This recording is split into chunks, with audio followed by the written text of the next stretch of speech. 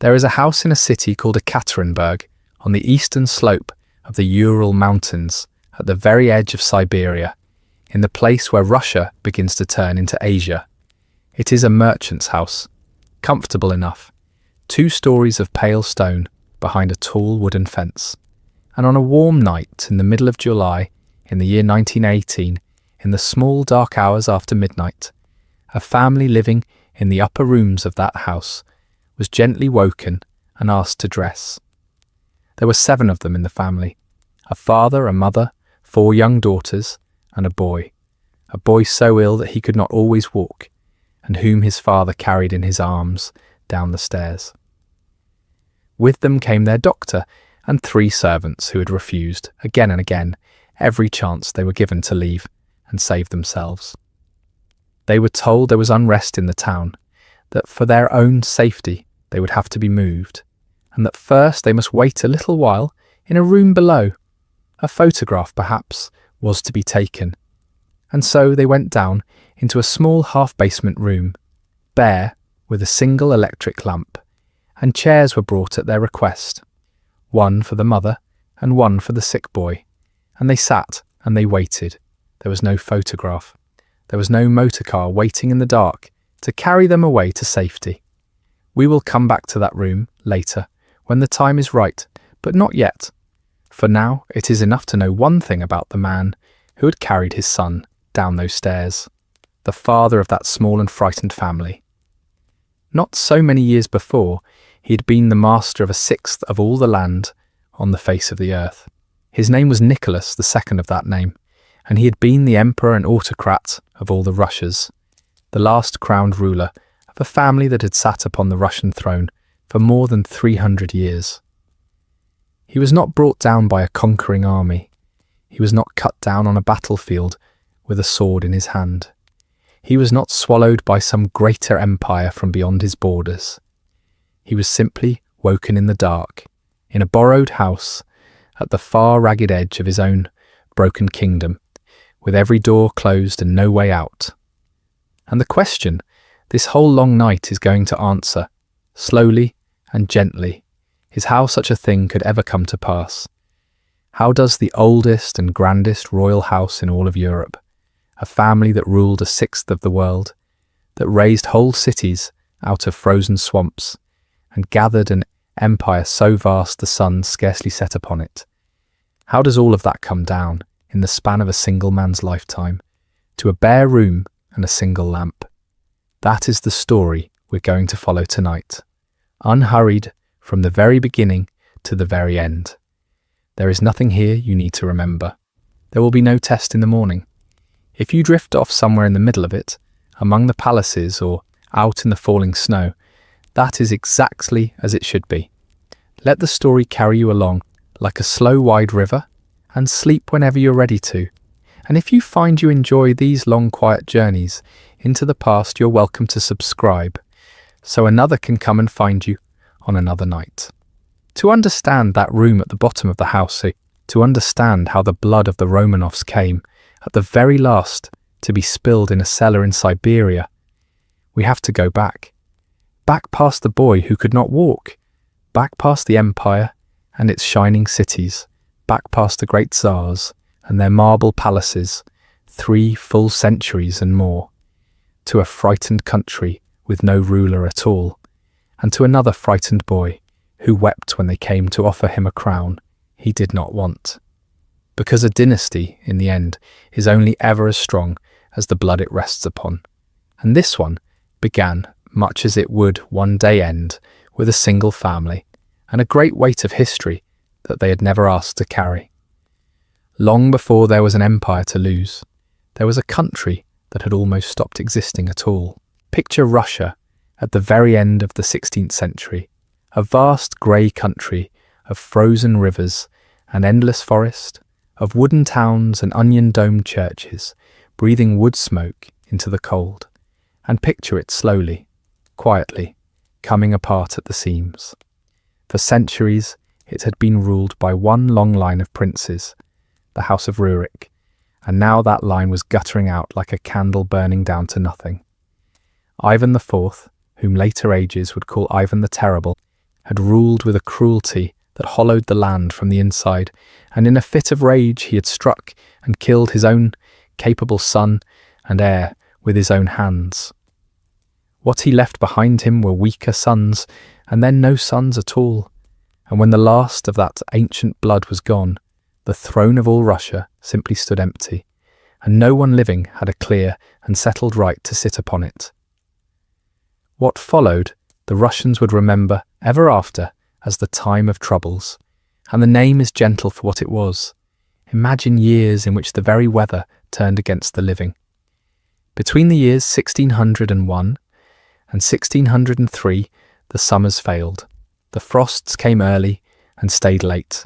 The crops rotted black in the fields, and a famine spread across the land, so terrible that perhaps a third of the people in some regions simply starved. Whole villages lying down into the snow and not rising again. And into that hunger and that leaderless dark came the pretenders, men who stood up out of nowhere and declared themselves to be the lost Prince Dmitri, Ivan's youngest son, who had died as a child years before, under circumstances no one could ever quite explain. One false Dmitri, and then another, gathered armies and marched on Moscow, and were crowned, and were murdered, and were replaced. Foreign powers smelled the weakness the way wolves smell a wounded thing. The Poles came, and the Swedes came, and for a time a Polish garrison actually held the Kremlin itself, the sacred heart of Russia, while the country tore at itself in civil war, and the roads filled with bandits and the dead. Picture a nation with no Tsar, no order, no harvest, and foreign soldiers walking its holiest halls, and you begin to feel the exhaustion of it, the bone-deep weariness of a people who had lived through more than a decade of chaos and simply wanted it to end. It was out of that exhaustion, and not out of any conquest or any glory, that the dynasty we have come to speak of was born. For at last, in the year 1613, the people of Russia did a remarkable and very human thing. They gathered. From across the ruined country, representatives came to Moscow, nobles and clergymen and townsmen, and even some of the common free folk, and together they formed what was called the Zemsky Sobor, the assembly of the land, and they sat down to do the one thing that might save them. They chose a Tsar, not by right of blood alone, not by the sword, but by the weary agreement of a nation that could not bear another year of ruin. And after all the argument and all the weighing of names, the choice fell almost tenderly upon a boy. His name was Michael Romanov, and he was 16 years old. The claim of his family ran back through a woman much beloved in Russian memory, Anastasia Romanovna, who had been the first wife of Ivan the Terrible, and by all accounts the gentlest influence that furious man had ever known. Through her, the Romanov name carried a whisper of the old line, a thread of connection to the throne that had stood empty so long, and perhaps just as important, the boy was young and mild and belonged to no faction that the others feared. When the messengers of the assembly went to find him, they found him not in any palace, but sheltering with his mother in a monastery, far from the world, a frightened youth who had grown up in the shadow of all that violence. And here is the thing that history remembers, the detail that tells you everything about how this dynasty began. When they came to him and told him he had been chosen to be the Tsar of all Russia, he did not rejoice. He wept, his mother wept. They were afraid, both of them, and they begged the assembly to choose another. For they had seen what happened to those who wore the crown in those years, how quickly the anointed became the murdered, and they did not want it. It took persuasion and pleading and the invoking of God and country before the boy and his mother at last, trembling, agreed. Imagine that, a dynasty that would one day rule a sixth of the surface of the earth, that would command millions and stretch from the borders of Europe to the shores of the Pacific, beginning with a weeping teenager who had to be talked into accepting his own throne. It was not born from strength, it was born from a nation's exhaustion and from a boy's reluctant, frightened yes. And yet it held. That's the quiet marvel of the 17th century that followed. The frightened boy grew into a careful, unremarkable, steadying king, and his son ruled after him, and his grandson after that. And slowly, decade by decade, the wounds of the time of troubles began to close. The famine passed, the foreign soldiers were driven from the Kremlin, order returned to the roads, taxes to the treasury, priests to their altars. The Romanovs were not, in those first generations, men of thunder and vision. They were menders, patient and pious, and largely content to let Russia be the deep, slow, inward-looking, orthodox land it had always been, turned away from the West, wrapped in its own long winter. For most of a century, the dynasty simply did the hard, dull, essential work of surviving, and in surviving, of putting a broken country back together. And then, near the end of that century, into this quiet, mended kingdom, there came a giant. Picture a man nearly 7 feet tall, which in that age made him seem less a man than a force of weather, towering over every room he entered, his head brushing the lintels of doorways built for smaller men. Picture him restless to the point of pain, unable to sit still, his hands forever wanting to be doing something, building something, breaking something. This was Peter, whom the world would come to call Peter the Great, and who took the throne as Peter the First, and who would reign, in one form or another, from the year 1682 until his death in 1725. He looked at the Russia his ancestors had so carefully preserved, that deep and pious and inward country, and where they had seen something worth keeping, he saw something that shamed him. He saw a Russia that had fallen behind, that had no real navy, that clung to old ways while the nations of the West built ships and universities and empires. And he decided, with the terrible force of a will that would brook no argument, that Russia would be dragged into the modern age, whether Russia wished it or not. He did a thing no Tsar had ever done. He left. He travelled across Europe, and for a time he travelled in disguise, a giant pretending to be an ordinary man, calling himself by a false name so that he might work with his own enormous hands in the shipyards of Holland and England, learning the craft of building ships from the keel up, swinging the adze and the hammer alongside common carpenters who did not know that the huge, labouring foreigner beside them was the absolute monarch of the largest country on earth.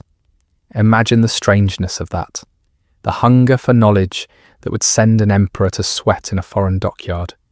He came home carrying the West inside him like a fever, and he set about remaking his country in its image, by decree and by force. He ordered the noblemen to cut off their long beards. Those beards they held sacred, and where they would not, he taxed them for the privilege of keeping them, or sheared them himself. He reformed the army, the calendar, the alphabet, the very way men dressed. What could not be persuaded was commanded, and what could not be commanded was compelled. He built a navy where there had been none, and then he took it to war. For 21 long years he fought Sweden, then the great military power of the North, in the struggle called the Great Northern War, and in the year 1709, on the field of Poltava, he broke the Swedish army utterly and shattered its king's ambitions, and with that single day, Russia announced itself to the world as a power that Europe would now have to reckon with. But of all the things Peter willed into being, the greatest and the most costly rose from the mud of a cold northern marsh. In the year 1703, on swampy ground at the edge of the Baltic Sea, on land newly and bloodily won, he decided to build a city. And not just any city, but a new capital, a window through which Russia would at last look west. Picture a city built on a swamp, raised out of the freezing mud by the hands of men who would not live to see it finished. This was St. Petersburg, and it rose because one man willed it to. Thousands upon thousands of serfs and labourers were driven to that desolate place to sink the foundations, and they died there in numbers no one carefully counted, of fever and cold and hunger and exhaustion, and their bodies went down into the marsh along with the timber and the stone, and out of that suffering rose something genuinely beautiful, all pale palaces and wide grey water and canals catching the low northern light. It was the Romanov way made visible, something magnificent, resting on something buried. And in the year 1721, with his wars won and his window to the west thrown open, Peter declared that Russia was no longer merely a kingdom, but an empire, and that he was no longer merely a Tsar, but an emperor. And so the empire that this story is about was formally, at last, brought into the world. But there is a darker thing to tell about Peter the Great, and it must be told softly, because it is the first quiet shadow of everything that is to come. For all his building, for all his ships and cities and victories, Peter had a son who did not share his father's fire. The boy was named Alexei, and he was gentle where his father was violent, drawn to the old pious quiet ways that Peter despised, and as he grew, the distance between them widened into a chasm. Alexei feared his father, and at last he fled abroad, hoping to escape him. Peter would not allow it. He had the young man lured back with promises, and then he turned upon him the full machinery of his suspicion. Alexei was accused of treason, of plotting against the throne, and he was imprisoned, and he was interrogated, and he was tortured, put to the question under his own father's authority. And in the year 1718, in a cell in the very city his father had built out of the marsh, Alexei died of what had been done to him. Sit with that for a moment, gently, in the dark. The founder of the empire, the giant who dragged Russia into the future, was also a man who could consume his own child and go on building. Here, at the very dawn of this dynasty's greatness, is the first faint sign of the thing that will haunt it to the very end. That the house of Romanov was already capable of destroying its own children, and that beneath all the palaces and all the parades, everything rested on the will and the temper of a single, all-powerful man. For a dynasty is only ever as strong as the blood it rests on. And here was an empire, the largest on the earth, balanced upon one autocrat's iron will, magnificent above and fragile beneath, with the bones of the forgotten already in the foundations. Peter the Great died in the winter of 1725, worn out at last, some said, from wading into icy water to save drowning sailors, his enormous body finally failing after a life that had never once been still. He left behind an empire where there had been a kingdom, a navy where there had been none, a shining city where there had been a swamp, and a throne whose succession he had thrown into confusion by killing the son who should have followed him. And so the great question passed to those who came after, the question of who, now, would inherit all that he had built and all that he had buried, and of whose hands would next take hold of that fragile, all-important will. And after the great builder was gone, the throne he had raised so high did not pass cleanly, as thrones so rarely do. Picture instead a crown set loose in a candlelit palace, moving from hand to hand in the small hours, carried up staircases by soldiers, half asleep and wholly loyal to whoever paid them last. In the years after Peter the Great died, Russia entered a long, uncertain twilight of short reigns and quiet coups, a season in which the empire seemed to be searching for someone worthy to hold what had been made, and finding, again and again, only fragments. There was his widow, who reigned briefly, and then was gone. There was a boy, a grandson, who wore the crown for a handful of years and died young, before he had truly begun. There were empresses lifted up by the palace guard and set down again by death, women who ruled in silk and suspicion, while behind them the great families whispered and schemed. The crown passed to a niece and then, for a strange and tender moment, to an infant, barely a year old, a baby emperor who never spoke a word of command, ruled over by a regent who lasted no longer than a hard winter. Imagine that small child, carried through echoing rooms, dressed in robes too heavy for him, the whole vast weight of the empire resting on shoulders that could not yet lift a spoon. He would be swept aside in the night, taken away to a fortress, The world would go on turning without him. And then came a daughter of Peter himself, Elizabeth, who seized the throne with the help of the guard, and held it for 20 years, a reign of balls and cathedrals, and long warm evenings of a court that loved beauty and feared the cold.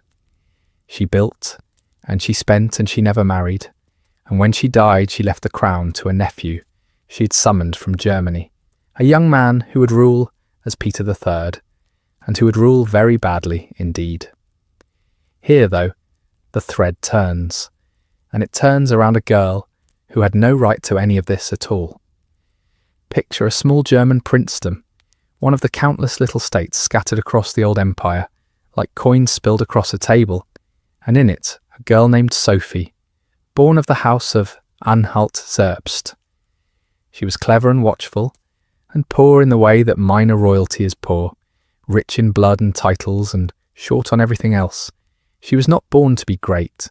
She was born to be married off, sensibly, to some suitable prince, and to vanish into the long quiet of a provincial court.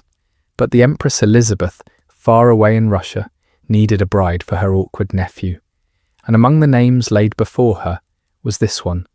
And so at 14 years old, the girl Sophie was sent east, across the whole width of Europe, into the cold and the strangeness, to marry a man she had never met. Picture the journey, the sleighs, the frozen rivers, the endless birch forests going by, the language she did not yet speak growing thicker in the air with every mile. She arrived, and she set herself to becoming Russian with a patience that was almost frightening. She learned the tongue, sitting up through the night with her books until she made herself ill with it. She took the Orthodox faith, and with it a new name, Catherine. She studied the court the way a general studies ground, learning who loved whom, who owed whom, where the weak places were. And all the while she was bound in marriage to a husband who did not want her, and whom, in truth, no one could easily want. For the heir, Peter, was a strange and unhappy man, brittle where he should have been strong, cruel in small ways, given to playing at soldiers with toy regiments when he should have been learning to rule. He admired everything foreign and understood nothing of the country he was to inherit. The marriage was loveless from the first and stayed loveless. Two people locked in a golden room with nothing to say to one another, and Catherine, watching, waiting, learning, drew her strength inward and told no one all of what she thought. Elizabeth died at last, and Peter III became emperor, and within months he had made himself hated. He insulted the guard, he mocked the church, he threw away a war Russia had all but won, handing back hard-won victories to an enemy he happened to admire.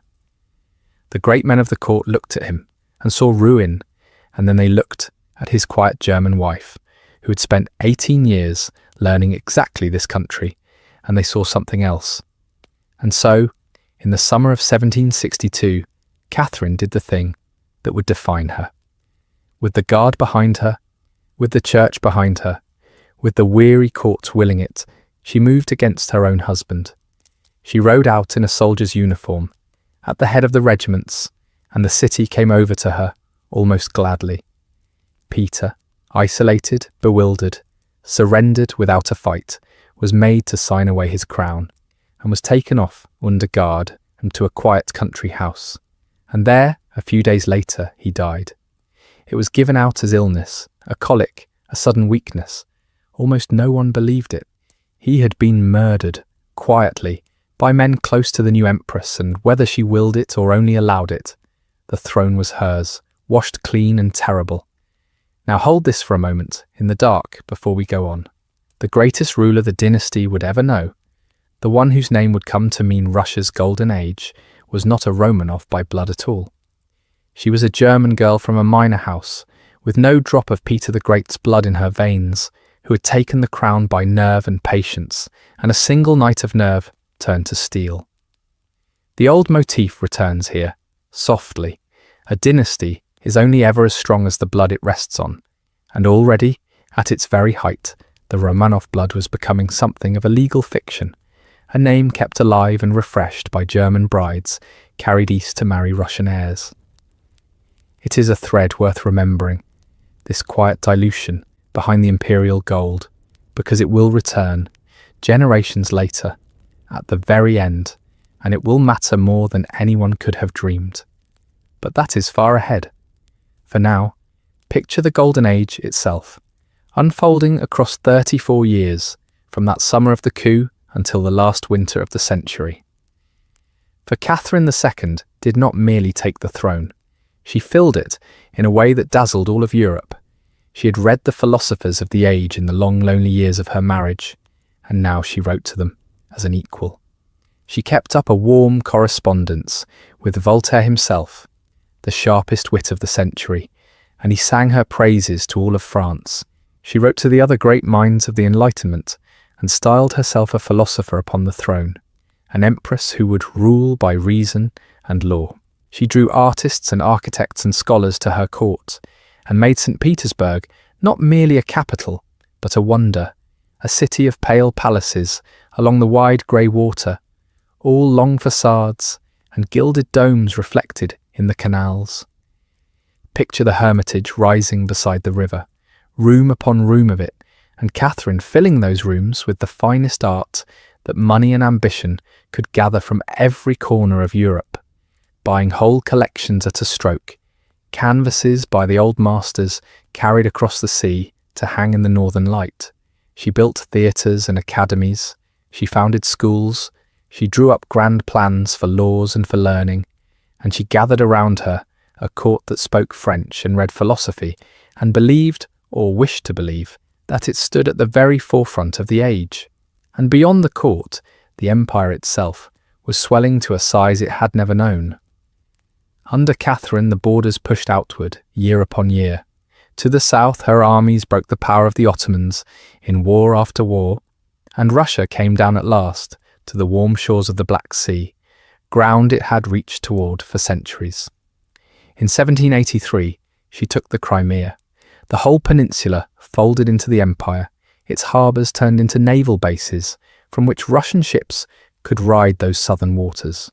And to the west she reached into Poland, that old and troubled kingdom, and in a series of cold agreements with her neighbours she carved it up between them, partition after partition, until at last the Polish state was wiped from the map altogether, its lands and its people gathered into the great powers around it, and the largest share into Russia. By the end of her reign, the empire she had inherited had grown vast beyond reckoning, the largest land empire in Europe, stretching from the German borderlands in the west across the endless plains and forests to the far Pacific coast. Russia was no longer the strange, half-known country on the edge of the maps. It was a great power now, one that the courts of the West could no longer ignore or condescend to, a power that sat at the high table of nations and expected to be heard. Catherine had taken what Peter built and made it grander still, and she wore that grandeur like a second skin. That is the gold. And now, as always with this family, we must look beneath it at what the gold was resting on. For all its philosophy and its French letters and its galleries of art, the empire of Catherine the Great floated upon a sea of human suffering, so wide it is hard to hold in the mind. Beneath the shining court lay the serfs, the peasants bound to the land, tens of millions of them, men and women and children who were owned. Owned in the plain and terrible sense of the word. Bought and sold, wagered at cards, given away as gifts, worked and beaten and counted among a nobleman's property alongside his cattle and his acres. The letters to Voltaire spoke of liberty and reason. The reality in the villages was people held as living tools, and Catherine, for all her fine talk, did not free them. If anything, the chains grew heavier in her reign, for she leaned upon the nobles who held those chains and rewarded them with more land and more souls to work it. And the buried do not always stay silent. In the years 1773 to 1775, out on the wild edges of the empire, a rebellion rose up out of that ocean of suffering. It was led by a rough Cossack named Pugachev, who claimed, against all sense, to be the murdered emperor Peter III come back to life, returned to free his people. And the strange thing, the telling thing, is how many believed him, or wished to, how the serfs and the Cossacks and the poor came flooding to his banner in their tens of thousands, burning the manor houses, killing the landlords, marching under the name of a dead man because any hope was better than none. For a season it seemed the whole soft underside of the empire had caught fire. Catherine crushed it. She sent her armies out onto the plains, and the rebellion was broken, and Pugachev was taken in an iron cage back to Moscow, and there he was put to death before the crowds, and the villages that had risen were made to suffer for it without mercy. The magnificence held. The court went on with its bulls and its philosophy. The art kept arriving at the Hermitage. The borders kept pushing outward. But the thing had shown itself, the truth that lay under everything, that the beauty rested, as it always had, on something buried and suffering, and that the buried thing could stir. So the golden age was real, and the shadow beneath it was real, and both were true at once. That was ever the Romanov way, something magnificent raised upon something hidden, and never more so than now, at the very peak, and Catherine grew old inside her splendour. She had ruled for 34 years, longer than almost any who wore the crown, and she had made the empire greater than she found it, and she had never once let go of the power she seized that summer morning in a soldier's coat. In the November of 1796, in her palace by the grey water, the old empress was struck down at last, and after a little while she died, and the golden age went quiet around her. She left behind a great and shining empire, its borders vast, its capital a wonder, its name at the high table of Europe. And she left behind, too, the thing beneath the gold, unhealed, unfreed, waiting in the villages under the snow. The crown passed on now to her son, and the century turned toward its close, and the long story moved gently forward into what would come. Let us stay a while in the years after the great builders, the years when the palaces were finished, and the gold had dried, and the empire seemed, to anyone standing in a lamplit street in the capital, to be a thing that had always been and always would be. Picture the 19th century opening over Russia, like a slow grey dawn over snow, a light that reveals the shape of things without yet warming them. The throne is solid. The armies are vast. The map runs east until the mind gives out. And beneath all of it, quiet as groundwater, the cracks are already moving, the way ice moves beneath a frozen river. Unseen, unheard, patient. Imagine that stillness. Hold it gently, because a dynasty is only ever as strong as the blood it rests on, and the blood, in these years, is beginning, very slowly, to thin. It begins, if we choose a beginning, with a young Tsar named Alexander I, a man of charm and shadow, given to lofty dreams and private doubts, who came to the throne as the century itself was new. And into his reign, in the summer of 1812, came the greatest army the world had ever seen, marching east under the eagles of France. Napoleon, the conqueror who had bent all of Europe to his will, turned his hundreds of thousands toward Moscow, certain that one more campaign would finish what all the others had begun. Picture that host crossing the river Niemen in June, the dust rising, the drums, the endless columns disappearing over the horizon like a flood with no far shore. 600,000 men, perhaps more, a number too large to feel. They came for a swift and glorious war. They found instead the thing that Russia has always been able to offer an invader, which is distance and silence and winter.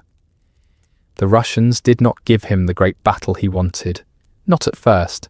They fell back, and as they fell back they burned what they left behind.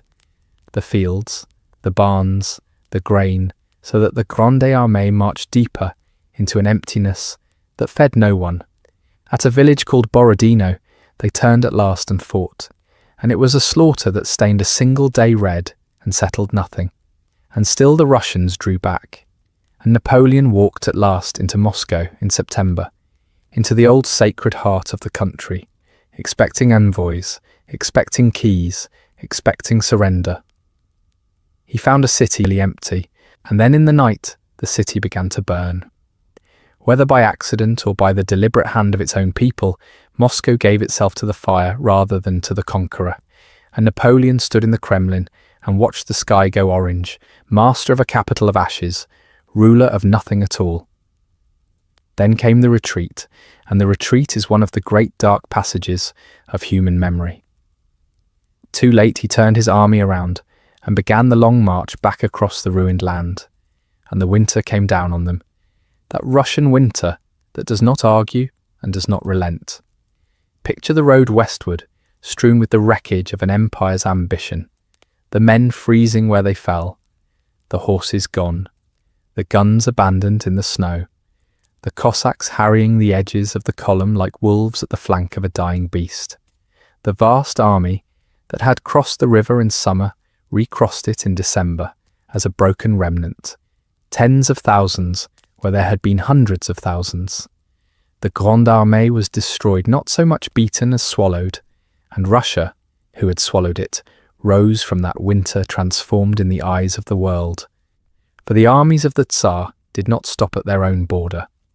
They marched on west across Europe, and in the spring of 1814, Russian soldiers rode into Paris itself, and Alexander I, the Tsar of all the Russias, stood in the streets of the French capital as the man who had broken the man who broke everyone. Imagine what that must have felt like.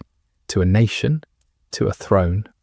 Russia was the saviour of Europe, the great power that had held when others fell, seemingly invincible, blessed chosen. It was the summit. And it is a strange and quiet truth of history that the summit is so often where the descent begins, because you cannot climb higher, and because the men who reached it did not all come home the same. For here is the thing that the celebrations did not count. Those same soldiers who had marched into Paris had seen, with their own eyes, how the West lived. They had walked through countries where a man was not owned, where there were laws that bound even the powerful, where ideas moved freely in the open air, and they carried that, seeing home, folded quiet inside them, back to a country where most of their countrymen were still serfs, still bound to the land like the trees and the stones, still the property of other men. Some of these officers, the thoughtful ones, the reform-minded ones, began to meet in secret, to speak of constitutions, of freedom, of a Russia that might grow up at last into the modern age. Their moment came in 1825, in the cold uncertainty after Alexander I died without a clear heir apparent, when the succession itself was tangled and the capital did not quite know who its Tsar would be. In December, on the great square in the capital, these officers led their soldiers out and refused the oath to the new Tsar, standing in the snow for a Russia that did not yet exist. We call them the Decembrists for the month of their rising. They were brave and they were disorganized and they were alone, and by nightfall the guns had spoken and the square was cleared and the dream was over. Some were hanged, many were sent east to Siberia, into the long white silence, some followed by wives who gave up everything to share the exile. The revolt was crushed almost before it began, and the man who crushed it, the new Tsar, was Nicholas I, and the Decembrists were the first thing he ever saw upon his throne, and he never forgot it. He drew from that morning a single hard lesson, which was that the softness of ideas is the enemy of order, and he answered the whole of his long reign with iron. Censorship tightened until words themselves seemed watched. A secret police was created to listen at the seams of the country, to read the letters, to note the conversations, to know the mind of the empire before the empire quite knew it itself. Autocracy became not merely a form of rule, but a sacred principle, holy, unquestionable. The Tsar as the father and the priest and the will of God made flesh over 100 million souls. Picture a great house where every window has been shuttered against the weather, and the family inside tells itself that the darkness is safety and the stillness is peace. That was the Russia of Nicholas I, sealed, guarded, certain of itself, and quietly, terribly falling behind. For while Russia sealed its windows, the West was building. Railways, factories, rifled guns, steamships, the whole clanging machinery of a new age was rising in Britain and in France. And Russia, so sure of its endless strength, did not keep pace. And the reckoning came, as it so often comes in a war. In the 1850s, in a quarrel over the Holy Land and the dying Ottoman Empire, Russia found itself facing Britain and France together, and the fighting settled on the peninsula of the Crimea, on Russia's own southern shore. And there, on its own soil, the empire that had broken Napoleon was itself beaten. The long siege of the great naval fortress at Sevastopol ground the Russian army down, and the soldiers fought with the old bravery and died in the old numbers. But bravery is not enough against an enemy that arrives by steamship and shoots farther than you can. The Crimean War exposed everything the shutters had hidden. Russia was not invincible. Russia was behind, dangerously, humiliatingly behind, and everyone could feel it now, in the palaces and in the villages alike. Nicholas I did not live to see the end of that war. He died as it was still being lost, an old man in an iron reign, and the shame of it passed to his son. And the son, Alexander II, looked at the broken thing his father had left him, and understood, as few autocrats ever allow themselves to understand, that something had to change. History would give him a great and shining name. They would call him the Tsar Liberator. For in 1861, Alexander II did the thing that no Tsar before him had dared. He freed the serfs. Tens of millions of human beings, bound to the land for centuries, owned in all but name, were declared free with the stroke of a pen. It was the single greatest reform in all of Russian history, an act of such scale that the mind can hardly hold it. A whole civilization of the enslaved told, at last, that they belong to themselves. Imagine the churches full, the bells, the disbelief moving through the villages like a slow tide. He reformed the courts as well, and loosened the censorship, and let a little air back into the shuttered house. And here is the sorrow at the centre of it. The freedom was half a freedom. The peasants were released, but the land was not simply given to them, and they were bound instead by long payments they could not afford, tied now to debt where they had been tied to a master, free in name and trapped in fact. And so the great reform satisfied no one. The old order felt betrayed that he had given so much. The hungry for change felt cheated that he had given so little. This is the cruel arithmetic that Alexander II learned too late, that reform does not quiet the appetite for reform, it sharpens it, and in the gap between what was promised and what was delivered, something new began to grow. Revolutionary movements, young and impatient, and increasingly willing to kill, took root in that gap. They had watched the door open a crack, and the crack had only shown them how much light was being kept out. They came for him, again and again.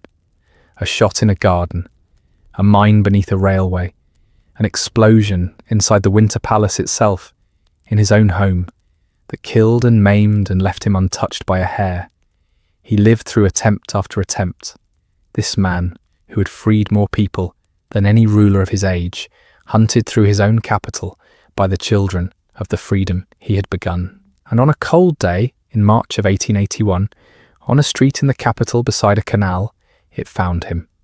A bomb thrown by a member of the group that called itself the People's Will struck near his carriage, and he stepped down, unhurt, to see to the wounded, as a brave man does. And a second figure stepped close and threw a second bomb at his very feet. The Tsar Liberator was carried back to the palace torn and dying, and he died there within hours.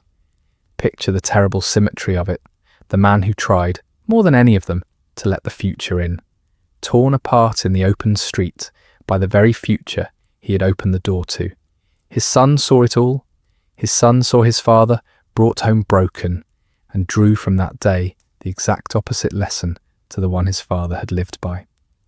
This was Alexander III, and he was a mountain of a man, huge, physically immense, famous for a strength that could bend iron and lift what other men could not. And into his rule he poured all the fury of a son who believes, with his whole heart, that softness had killed his father. So he slammed the door. Everything his father had opened, he closed. The reforms were reversed or starved. The secret police returned in strength. A campaign of Russification pressed down on the many peoples of the empire, one language, one church, one will, and in the shadow of that pressure came the pogroms. The mob violence loosed against the Jews, ignored or quietly encouraged from above. Autocracy was reasserted, absolute, unquestioned, the shutters nailed fast once more. And the strange thing is that it seemed to work. The bombs stopped. The country went quiet under his heavy hand. He looked immovable, a boulder set across the road of the age, and because he was strong and because the quiet held, he made the one assumption that would cost his house everything. He assumed he had time.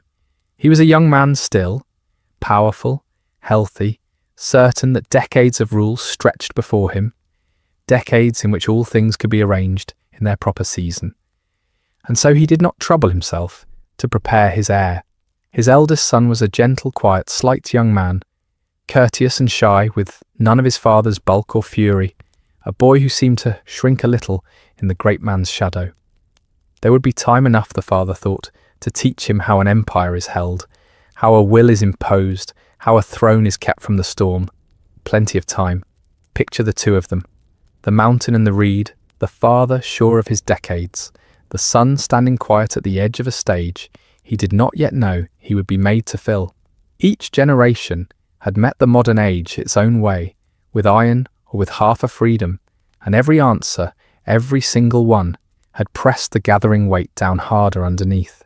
The empire looked like a thing that could never fall, and beneath the gold, in the dark, the ground had already begun to shift.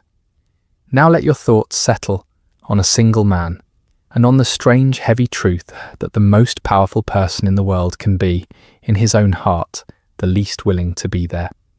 Picture a boy born in the spring of 1868, into the grandest family the world had ever assembled, and yet a boy who wanted nothing so much as to be left quietly alone.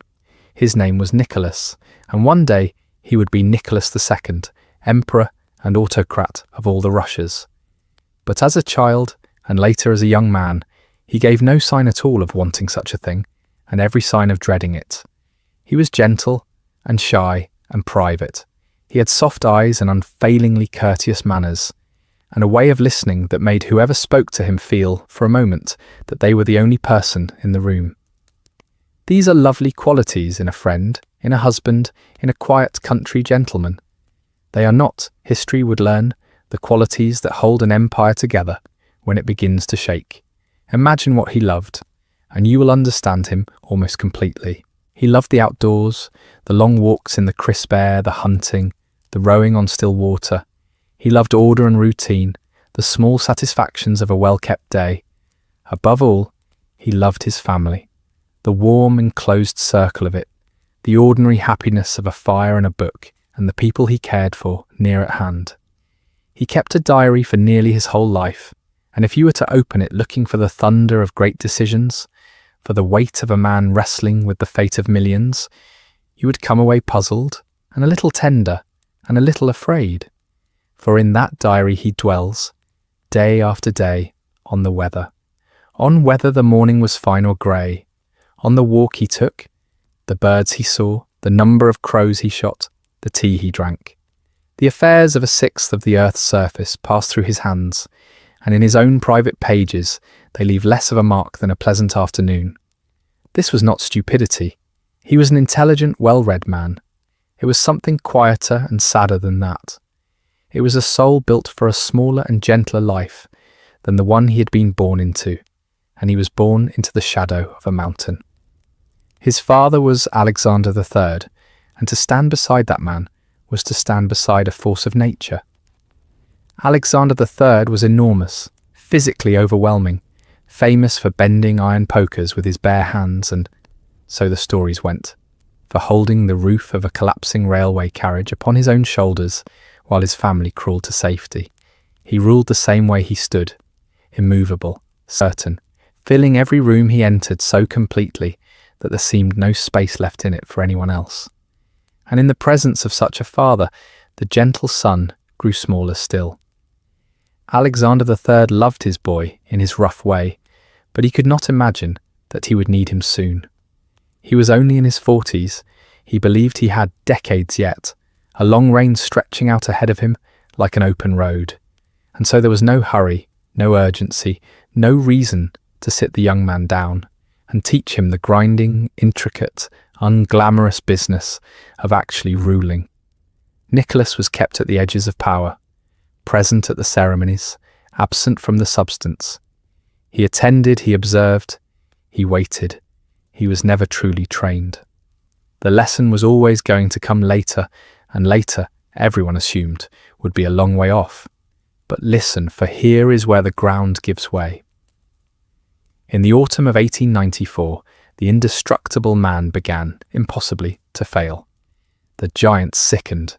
His kidneys were failing him, a disease called nephritis, wasting the great frame from within, and no strength of will and no thickness of bone could hold it back. Through the warm weeks he grew thinner and greyer, and the doctors spoke in careful, hopeless tones. And the family gathered at Livadia, the palace by the Black Sea, in the soft southern light that made the whole thing feel even crueler. And on the first day of November, in the year 1894, Alexander III, who had seemed as permanent as the earth, died in his armchair with his wife holding his head. He was only 49 years old, and in that instant, without warning, without preparation, without wanting it in any corner of his heart, the gentle young man of 26 became the master of the largest empire on the face of the earth. Consider the scale of it quietly, the way you might consider something too large to truly hold in the mind. 1/8 of all the land in the world, some say 1/6, stretching from the Baltic to the Pacific, across 11 time zones, over frozen tundra and endless steppe and deep forest and burning desert. 130 million souls, of 100 nations and tongues and faiths, all of it now resting on the shoulders of a young man who wanted more than anything to be walking in a quiet garden with the people he loved. He was stricken. There is a moment recorded by those who were near that tells you everything. Turning to one of his cousins, still raw with grief, still barely comprehending, Nicholas is remembered to have said words to this effect: "What is going to happen to me and to all of Russia? I am not prepared to be Tsar. I never wanted to become one. I know nothing of the business of ruling. I have no idea of even how to talk to the ministers." Let those words rest in the dark for a moment, because they are the quiet hinge on which this whole long story turns. The largest empire on earth, the most absolute throne remaining in the modern world, an inheritance of unimaginable power and unimaginable danger, handed in a single afternoon to a man who did not want it and had never been taught to hold it. Everything that comes after, every mistake, every tragedy, every slow and terrible unravelling is already present, in seed, in that one honest cry of a frightened young man beside his father's body. A dynasty is only ever as strong as the blood it rests on, and the blood it now rested on was gentle and loving and wholly unready. And grief in that family did not pause for the living. For Nicholas was in love, and had been for years, with a princess of a small German land, Alix of Hesse, a granddaughter of Queen Victoria of England. His father had at last given his blessing, and the young couple longed only to begin their life together. But death rearranges everything, and so it was that only a week after he buried his father, in the middle of November, in that same grey and grieving November of 1894, Nicholas married. Imagine the strangeness of it. The wedding that felt like it belonged to no ordinary calendar of joy. The court was in the deepest mourning, wrapped in black, and the bride walked toward her wedding amid that blackness. Black crape hung among the wedding flowers, dark dresses among the gold of the church. There was no honeymoon, no procession through cheering streets, only a hushed ceremony threaded through with sorrow. Observers whispered that it felt less like a celebration than a continuation of the funeral, as though one dark procession had simply flowed into another. She would become the Empress Alexandra, and her own story, the story of how she loved him, and how that love would help to doom them both, belongs to the quiet hours still ahead of us. For now, let her stand only as a shadow at his side on a grey wedding day, the beginning of a marriage born in mourning. So the reign began in death, and it would be crowned, quite literally, in death as well. Move forward now to the following spring, to May of 1896, and to Moscow, the old sacred heart of Russia, where an emperor is made. A coronation in that age was not an hour, but an ocean of ceremony. Days upon days of it, ancient rites in the Kremlin cathedrals, the placing of the great crown, the anointing with holy oil, the endless bells of the old city ringing across the rooftops, the streets thick with people who had travelled from every corner of the empire to glimpse their new Tsar. There was splendour beyond describing, cloth of gold and clouds of incense, and the deep singing of the choirs, all of it meant to say to the world that here was continuity, here was permanence, here was God's own order made visible on the earth. And for a few shining days, it worked. The young man who never wanted the throne wore it now before all the nations, and the pageantry rolled on like a golden tide. And then came Kodinka. On a field on the edge of Moscow, called Kodinka Field, the people were to be given their share of the celebration. Gifts from the new Tsar, a commemorative cup, sweets, gingerbread, a bright kerchief, and free beer flowing for all who came. Word spread, as such word does, that the supplies might be limited, that those who came early would be rewarded, and those who lingered left with nothing. And so through the short summer night, an immense crowd gathered on that field, 500,000 people, and more, pressing in from every side, waiting in the dark for the dawn and the promised gifts. The ground beneath them was not smooth. It was scarred with old trenches and pits and gullies, left over from military exercises, hidden now beneath the standing bodies of the multitude. And in the grey light of morning, when a rumour ran through the crowd that the gifts were being handed out, that there would not be enough, the whole vast mass of humanity lurched forward at once. I will tell this gently, because it is a terrible thing, and you are meant to be drifting towards sleep, not startled from it. But it must be told, for the reign cannot be understood without it. The crowd surged and there was nowhere to go, and those at the front could not hold back the weight of those behind, and people fell into the trenches, onto the hard ground, and the tide of bodies passed over them. In a matter of minutes, in the early morning of that day, some 1,300 people were crushed and trampled to death upon Kodinka Field, and hundreds more were injured, on the very morning meant to celebrate the crowning of their Tsar. Carts were still carrying the dead away, quietly, along the edges of the city, as the day's festivities were meant to go on. And here the young emperor faced the first true test of his instinct, the first moment when the crown asked him not for ceremony, but for judgment, and his gentle, uncertain nature failed him. That very evening a grand ball was to be held at the residence of the French ambassador, a glittering occasion of the alliance between Russia and France. Nicholas wished, it is said, to withdraw, to spend the night in prayer for the dead. But he was persuaded, badly persuaded, by those around him who feared to insult the French, that he must attend, that the show must go on.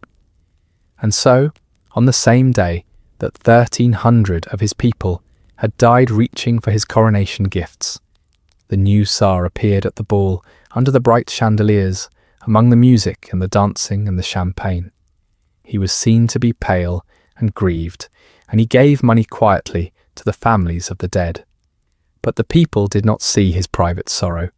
They saw only that their Tsar had danced while their neighbours lay dead in the trenches of Kodinka Field. They did not forget it. They never forgot it. From that morning a whisper began to travel through the empire, from Moscow outward, along every road, that this new young ruler was unlucky, that a shadow lay upon him, that fortune itself had turned its face away. Some began to call him unlucky, and then more darkly, Some began to call him Nicholas the Bloody, and the name, once spoken, would follow him for the rest of his days. An omen, the old and the superstitious said, standing at the very threshold of the rain, a stain upon the first day of it, a reign begun in morning and crowned in death. He had not meant it. That was the pity of it, and the pattern of it, the thing that would repeat itself again and again through all the years to come. He was not cruel. He was only unready, a gentleman who never wanted the throne, now bound to it, and already, before his reign had truly begun, the ground beneath him was staining dark, and the years ahead would ask far harder things of him than a coronation, and would find him each time a little less prepared than the sorrow required.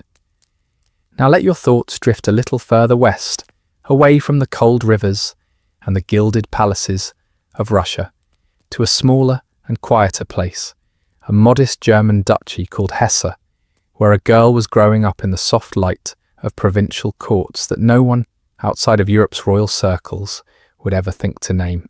Her name was Alex of Hesse and by Rhine, and she was born in the summer of 1872 into a family that was, by the standards of thrones and empires, small and unassuming. Her father was a Grand Duke of no great power, and her mother was a woman of unusual seriousness and warmth, a mother who read to her children and worried over them, and tried in that careful, earnest way to raise them well. But there is a detail here, quiet and easy to pass over, that will matter enormously before this story is done, and so I want you to hold it gently in your mind as you rest. This girl, this Alix of a little German duchy, was a granddaughter of Queen Victoria of England, the great matriarch of Europe, through Victoria's own daughter, another Alice. And so the blood of the British royal house and everything it carried, both the crowns and the hidden things, flowed quietly into the veins of the child asleep in her nursery in Darmstadt. They called her Sunny in those early years. It was a family name, an affectionate one, given because she was exactly that, a bright and laughing child, quick to smile, warm in the way that lights a whole room without trying. Picture her that way first before anything darkens, a small girl with fair hair and a ready laugh running through the halls of a comfortable house, the favourite of a loving mother, sunlight in a child's shape. It is important to see her like that because of what came after. For when Alex was only 6 years old, the shadow fell. Diphtheria, that cruel and common killer of the age, moved through the household like a cold tide, and it took first her little sister, the youngest of them, a small child of 4, and then tending her stricken children through the long nights, worn down and heartsick, it took her mother too.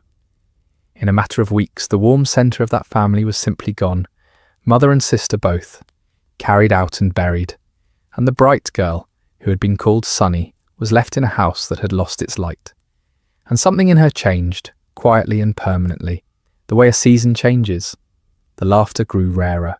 She turned solemn, grave, inward, a serious child who held herself apart, who guarded her feelings behind a stillness that strangers would one day misread as coldness. The nickname stayed with her, Sunny, but it became something almost tender and almost sad, a name for a brightness that had dimmed, remembered by the people who had known her before the grief. It was then that her grandmother reached across the sea and drew her in. Queen Victoria, herself a woman who had made grief her lifelong companion, who had worn black for decades in mourning for her own lost husband, took a particular and protective interest in this motherless granddaughter. Alex spent long stretches of her girlhood under Victoria's watchful eye, in the great English houses, shaped by that formidable old woman's sense of duty and reserve and rectitude. She grew into a tall and striking young woman, beautiful in a grave, reddish gold way, intelligent, deeply earnest, and profoundly shy, a girl who felt everything intensely and showed almost nothing, who could not make the easy small talk that courts run on, who stiffened and withdrew when the eyes of strangers turned towards her.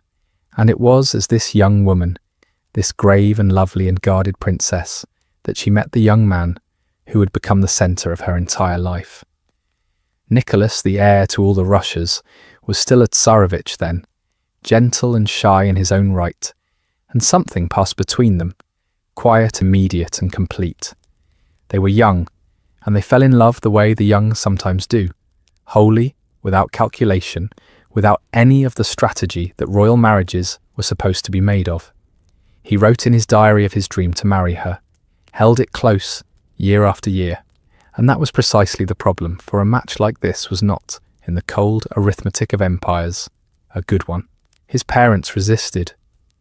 They looked at this princess of a minor German duchy, and they wanted more for the heir of Russia, a grander alliance, a strategic marriage that would bind their throne to one of the great powers, France perhaps, or a more important house.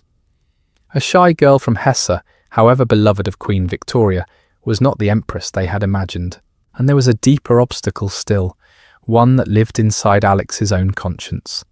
To become the wife of the Russian heir, she would have to abandon the Lutheran faith in which she had been raised, the faith of her mother, and convert to Russian Orthodoxy.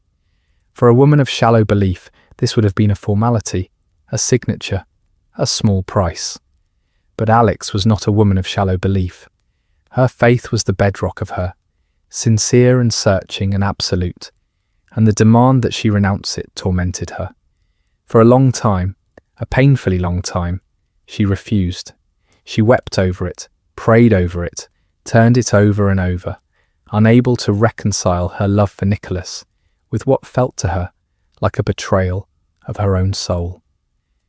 The two of them waited and hoped and suffered the delay, and then at last she gave in. Whether it was the persuasion of relatives or the slow surrender of the heart, or her own private reasoning that God would understand, she consented, and she was received into the Orthodox Church. But here is the thing about Alex, the thing that reveals her whole character.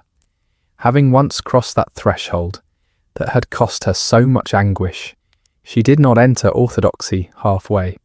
She embraced it with the total burning, mystical fervour of the convert, the particular intensity of one who has paid dearly for a belief and will now hold it with her whole being. The faith she had agonized over, abandoning, she now poured herself into utterly, becoming more devout, more absolute, more mystically certain than many who had been born to it. That same all-or-nothing depth of feeling that had made her grief so lasting and her love so complete now fixed itself upon her adopted religion and upon the sacred, God-given nature of the throne she was about to share. And theirs became truly one of the great love matches in the long history of royalty. This was no marriage of arrangement that grew into fond companionship. This was a deep and abiding romance that lasted the whole of their lives, unshaken, only deepening with the years. Across every separation, through every crisis, they wrote to one another. Thousands of letters, tender and devoted and startlingly intimate, filled with private names and open longing, the letters of two people who remained, decades in, genuinely and helplessly in love. In a story with so much darkness ahead, hold on to that, for it is real, and it is one of the few unbroken things. They loved each other completely. It was perhaps the truest thing in either of their lives. And yet here is the tragedy, the sorrow folded quietly inside the love, the poison hidden in the sweetness. For the very depth and privacy of that love, the very completeness of it, would become one of the great catastrophes of the reign. Because Alexandra, as she was now called, the Empress Alexandra Feodorovna, was a disaster at the one thing her position most demanded of her. An empress in that age was not only a wife, she was meant to be a presence, a charmer, the radiant centre of a glittering society, the woman who put ambassadors at ease and made the aristocracy feel loved and seen. And Alexandra could not do it. That shyness which had marked her since childhood, that grief-born reserve, froze her solid in public. Before the great assemblies of St. Petersburg, she stood stiff and silent, her face reddening, her manner rigid, unable to summon the light and easy warmth the room was waiting for. And a crowd, you understand, reads what it wants to read. St. Petersburg society had expected charm, and found instead this tall, smiling German woman who seemed to look through them, who could not make conversation, whose stiffness they took for hauteur. They decided, and it hardened quickly into settled fact, that she was cold, that she was proud, that she disapproved of them and despised their world. The very timidity that was really a wound they read as contempt, and so the society she needed to win turned against her early, and it never turned back. Whispers grew into a verdict. The most powerful families of the capital, the men and women whose goodwill a throne quietly depends upon, closed ranks against their empress and never opened them again.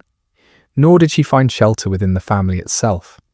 Nicholas's mother, the Dowager Empress Marie, was everything Alexandra was not.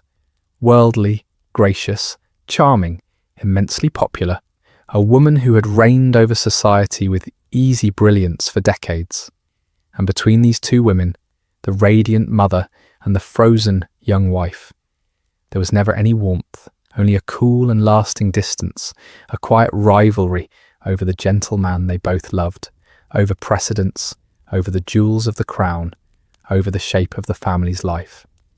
The one woman who might have guided Alexandra into her role instead stood at a permanent chill remove from her, and so the young empress, unwelcomed by society and unembraced by her husband's mother, drew back into the only place she felt safe.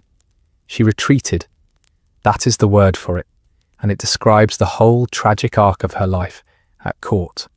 She came to distrust the frivolous, gossiping, glittering world of St. Petersburg, and then to despise it in her turn, and finally to wall herself off from it almost entirely. She built for herself and for Nicholas a small, private, tender family life behind the palace doors, a warm and simple domestic world, and she preferred it always to the cold theatre of the court. And in that retreat, a conviction took root in her and grew year by year into something like an article of faith. She came to believe, deeply and immovably, that the Russian people, the real people, the millions of peasants in their villages loved their Tsar directly, purely, with a simple, God-given devotion. It was only the sneering aristocrats in between, the frivolous nobles, the scheming ministers, the whole meddling class of the capital, who stood as a wall between the sacred sovereign and his loyal people. Those, she was certain, were the true enemy, and from that conviction flowed something more dangerous still. Alexandra believed, with all the fierce certainty of the convert she was in this, as in her faith, in autocracy itself, in the absolute, unshared, God-anointed power of the Tsar, and she pressed it upon her husband. Nicholas was by nature gentle, mild, easily swayed, a man who longed above all for a quiet family life and shrank from confrontation. And she who loved him, and who believed she was saving him, urged him again and again to be hard, to be strong, to yield nothing, to rule as an absolute master and crush any hand that reached for a share of his power. Be more autocratic, she told him, in 100 loving and unyielding letters. It was, she was sure, the only way to preserve the sacred trust for the son they hoped for. It was love, and it was counsel, and it would prove to be ruinous.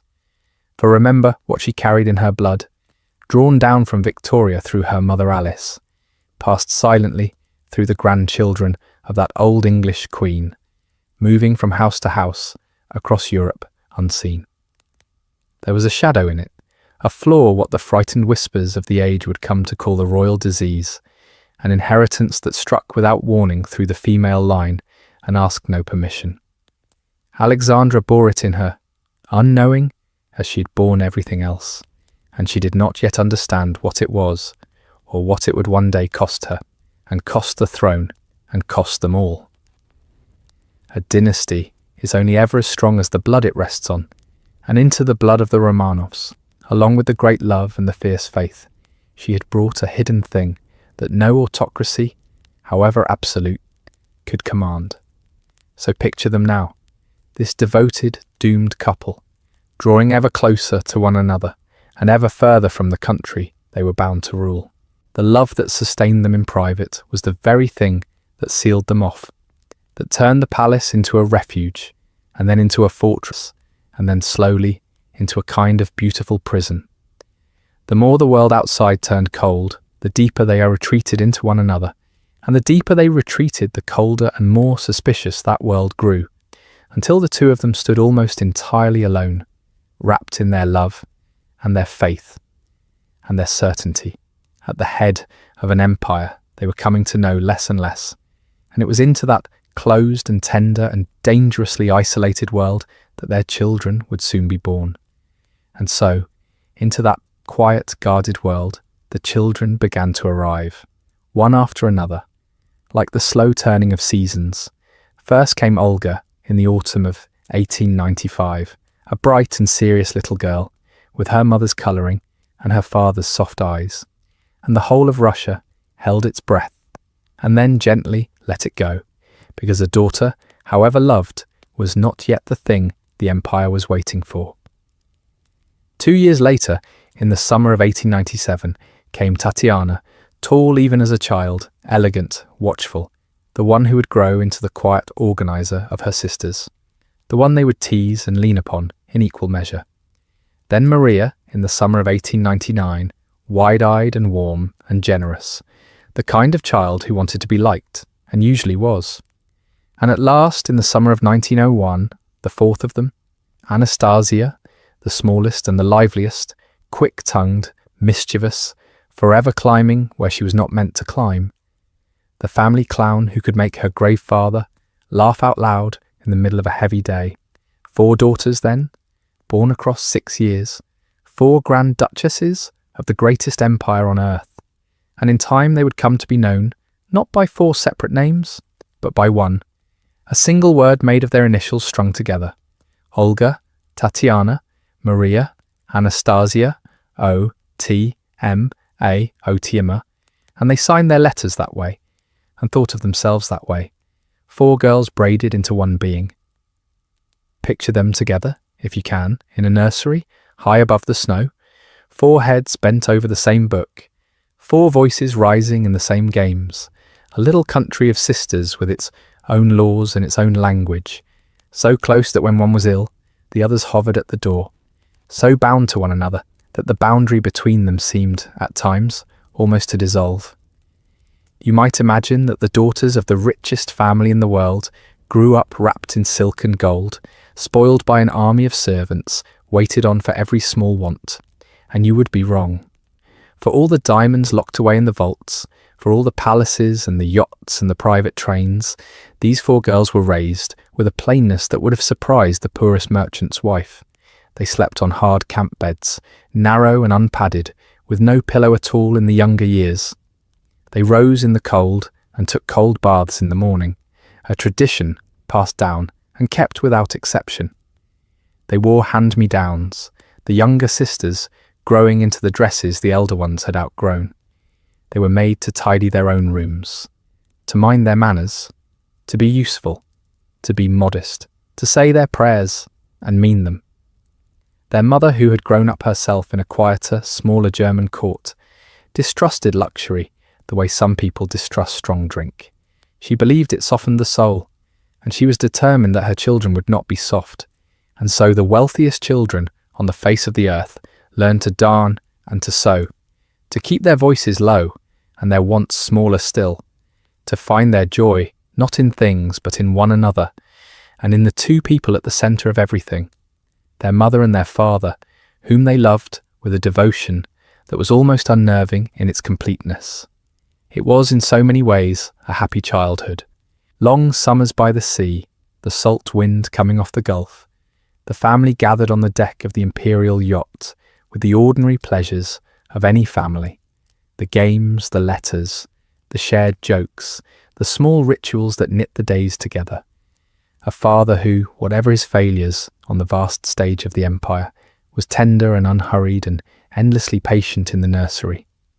A mother who read to them and prayed with them and worried over every cough and fever with a fierce, close, almost devouring love. Picture the warmth of it, the lamplight, the closeness, the sense of a family turned inward toward its own hearth, sheltered, sufficient, whole. And yet, beneath the warmth, there ran a thread of dread that tightened a little more with each new daughter. And it is important in the quiet of this hour to understand why. For the law of the Russian succession, fixed a century before by an emperor who did not wish his throne to pass through women, required a male heir. A daughter could not inherit the crown, while any male of the line survived. And so each of those 4 births, each of those small warm bundles that the empire greeted with cannon and celebration, carried within it, unspoken, a quiet disappointment. Another year gone, another turn of the seasons without a son. Olga, and no son. Tatiana, and still no son. Maria, and the whispers growing louder in the corridors. Anastasia, the 4th girl, and the whole court now doing its arithmetic, and the pressure settling, terribly, unfairly, upon one woman above all. For it was Alexandra who felt it most. She was the empress. She was the vessel through which the future of the dynasty was supposed to pass. And she was a woman who felt everything to the bone, who had never learned to wear the smooth armour that court life demanded. She heard the murmurs. She read the disappointment in faces that tried to hide it. She felt, with each daughter, the eyes of 100 million subjects, and 3 centuries of dead ancestors resting on her, waiting, and she took that weight into herself and let it grow there in the dark until it became a kind of private torment. She turned, as she always turned, to prayer, to pilgrimages, to holy men and relics, and every quiet hope that heaven might yet grant what nature had so far withheld. A dynasty, remember, is only ever as strong as the blood it rests on, and Alexandra knew, in a way that gnawed at her, that the blood the empire needed had to come from her own body, and had not yet come. And then, at last, it came. In the summer of 1904, in the heat of a losing war, far to the east, the Empress was delivered of a 5th child, and this time, a son, a boy, an heir. They named him Alexei, and picture now, the joy of it breaking over the whole of that vast country like sunrise over a frozen plain. The cannon along the river fired their long salute, 300 rounds and more, and the people counted them, and knew, past a certain number, that it was a boy, and the bells of 1,000 churches began to ring, and did not stop. In the capital, in the smallest villages, strangers embraced. The dynasty had its heir. The waiting was over. The future, at long last, was secure. Alexandra held her son, and wept, and believed, for a few short weeks, that her prayers had finally, wholly been answered, that the long ordeal of her body had ended in triumph. It had not, for within weeks of that golden summer, the parents noticed something that turned all their joy cold. A small thing at first, the ordinary bumps and knocks of an infant, but the bleeding, when it came, would not stop as it should. From the navel, a slow, stubborn seepage that lingered for days. A bruise that swelled far beyond the size of the injury, dark and hard beneath the skin. And the doctors, summoned quietly, examined the child, and came at last to a word that they spoke in the lowest of voices, behind closed doors, to the mother and the father alone. Haemophilia, the bleeding disease, a flaw in the blood itself, in its very power to close a wound, so that what heals in an ordinary child in an hour might, in this child, bleed on and on into the tissue, into the joints, for days. And here was the cruelest turn of all, the thing that Alexandra understood at once, and could never afterward set down. The disease had a lineage, and the lineage was hers. It had come down through the royal houses of Europe, from Queen Victoria, the old Queen of England, carried silently in the female line, passed from mother to daughter, unseen, unfelt, and then striking, without warning, in the sons. It had passed into Alexandra's own family, taken an uncle, a brother, a nephew, and it had passed, though she had prayed it might not, through her own blood into the body of her only son. She was the carrier. She had given him life, And in the same act, without knowing, without any fault that a court could name, she had given him this. Imagine carrying that knowledge. Imagine a mother looking down at the child she had longed for, through 9 long years, the child whose birth had made an empire ring its bells, and understanding that the poison in his blood was her gift, her inheritance, hers. The guilt of it settled into her like a second illness, and it never, to the end of her life, let her go. And the danger was not distant or abstract, it lived in every hour. A fall from a chair, a knock against a table, a tooth cut too hard, and the bleeding might begin. Into a knee, an ankle, an elbow, filling the joint, swelling it, pressing on the nerves, until the boy screamed for days and could not be comforted, until the limb drew up and would not straighten and threatened to leave him crippled. A blow to the head, a cut that reached too deep, an unseen bleed somewhere within, and there might be no saving him at all. The heir to 1/6 of the land on the face of the earth, the boy on whom 3 centuries of dynasty now rested its entire weight, was at any moment of any ordinary day one stumble away from agony and one wrong stumble away from death. And so a decision was made, quietly, and it would shape everything that followed. The illness would be hidden, not spoken of, not announced, not confided even to most of the family, and certainly never to the nation. To the people of the empire, the little Tsarevich would remain what he appeared in the rare photograph and the rarer glimpse, a golden, healthy boy, the strong young future of the throne. Behind the walls, the truth was another thing entirely, a secret guarded as fiercely as any state secret in the empire's long history. Sailors were assigned to carry him, so he would not fall.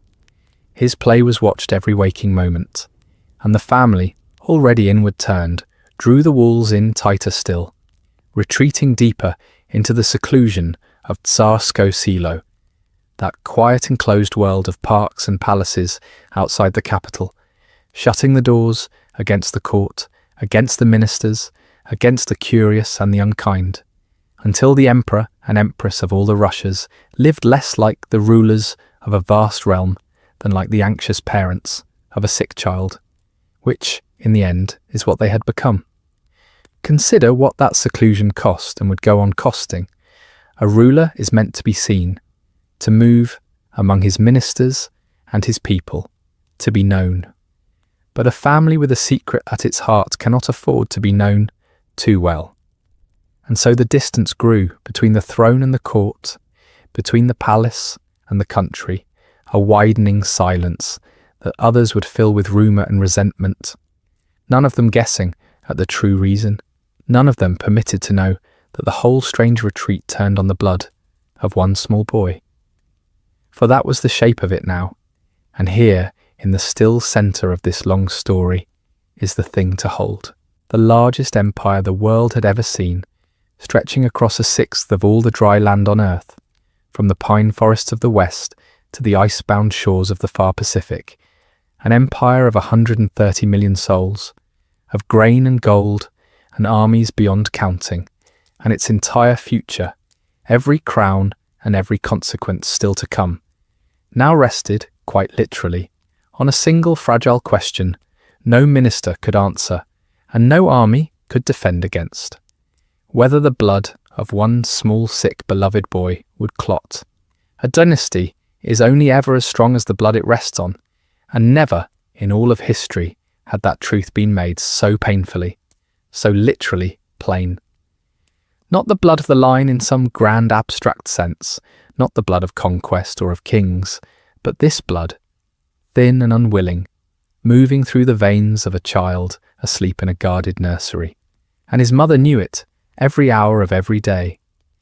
She sat beside him through the long nights when the bleeding came, and the doctors stood helpless at the foot of the bed, wise and learned men with nothing to offer but their sorrow. And she watched her son suffer and could do nothing, and something in her began to break, and something else began to harden into a single, desperate resolve. If the science of the age could not save him, then she would look elsewhere. She would look anywhere. to the church, to the mystics, to the wandering holy men of whom old Russia was so full, to any soul from any forgotten corner of that immense and shadowed land, who might, by prayer or by gift or by some power the doctors did not understand, keep her boy alive. She was past caring how it looked, past caring what the court would whisper. She was a mother with a dying child, and a terror that no reason could touch, and she had begun, in the deep of the night, to search. And so we come, softly, to the strangest figure in this whole long story, a man who walked out of the deep Siberian distances, and somehow ended up standing at the very centre of an empire.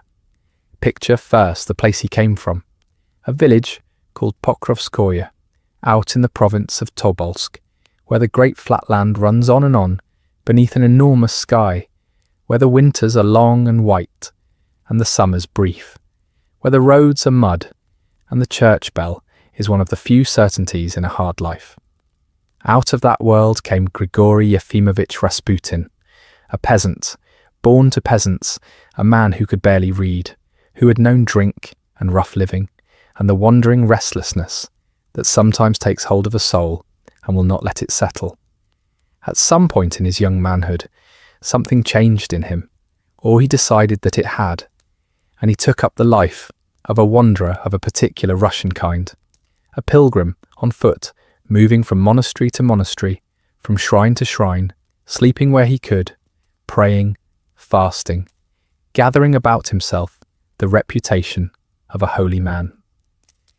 In Russia, there was an old and honoured name for such a figure, the starets, the elder, the spiritual guide who had supposedly walked so far into faith that ordinary people came to him for a word, for a blessing, for the sense that heaven was, for a moment, near. And here we must be careful and set one thing straight before we go on, because the legend that grew up around him would later call him a monk, the mad monk, and that is simply not true.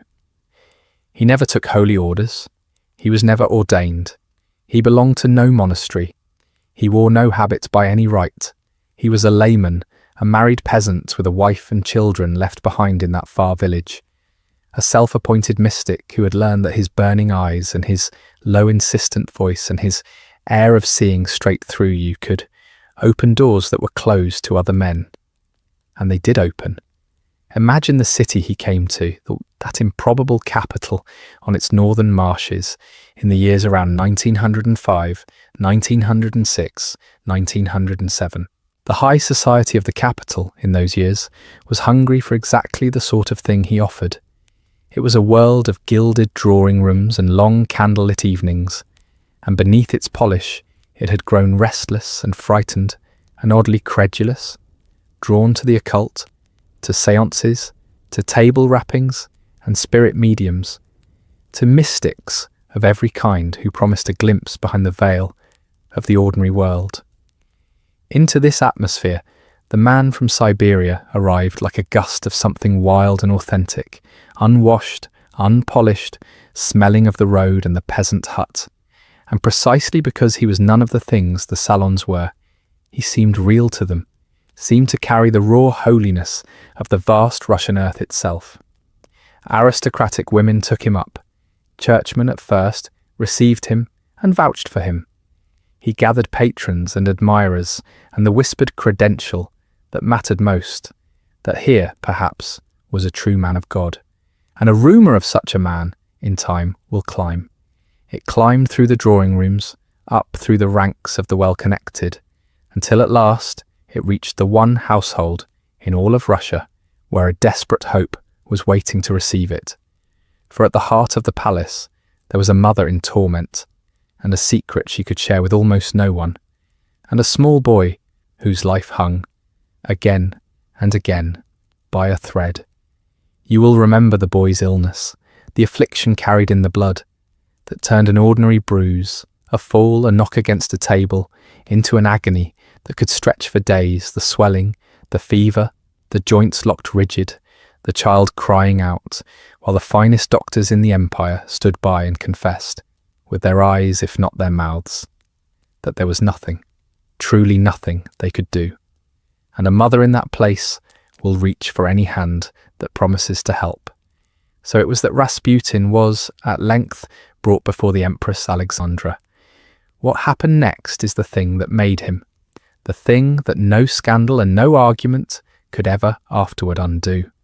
When the boy fell into his worst crises, when the bleeding came and the household filled with that particular hush of dread, Rasputin would be sent for, and he would come, and something in his manner would change the room. Picture it, the frantic mother, sleepless, half out of her mind with fear, and this large, calm peasant, arriving, unhurried, certain, kneeling by the bed, taking the child's hand, praying in his low, steady voice, telling the boy quietly that he would not die, that God would not take him, that all would be well. He soothed the mother, and a soothed mother is calmer at the bedside, and a calmer bedside is a quieter, gentler place for a suffering child. And there was something more, something we can see now with the cool hindsight of medicine that no one in that room could have understood. The doctors of the day, reaching for the newest remedies, would give the boy aspirin, and aspirin, we now know, thins the blood and worsens the very bleeding they were trying to stop. Rasputin distrusted the doctors and waved them and their medicines away, and by sending them off, he may, without knowing why, have removed a thing that was quietly making the boy worse. And so, time after time, the crisis would pass. The bleeding would slow, the fever would break, the child would sleep, and then wake and live. To a physician, you might call it a coincidence of timing, the natural ebb of an attack that would have eased in any case. But imagine being that mother, and watching it happen, not once, but again, and again, and again, each time the peasant came, each time he prayed, each time he promised. To Alexandra it was not coincidence, and it was not medicine, and no learned man would ever persuade her otherwise. It was proof, plain and shining, and absolute. Here was a holy man, sent by heaven itself, sent for the express purpose of saving her son, and because her son was the heir, sent therefore to save the dynasty, the sacred line, the whole trembling future of the house. Her faith in him closed over the matter like water closing over a stone. It became total and unassailable, and beyond the reach of any evidence, any warning, any plea. To touch Rasputin, to speak against him, was to speak against the will of God and the life of her child, and she would hear none of it from anyone, ever. And here is the terrible turning of it, the place where the private miracle became the public poison. For away from the sickbed, away from the candle and the prayer, this same man lived a life that the capital could not stop talking about.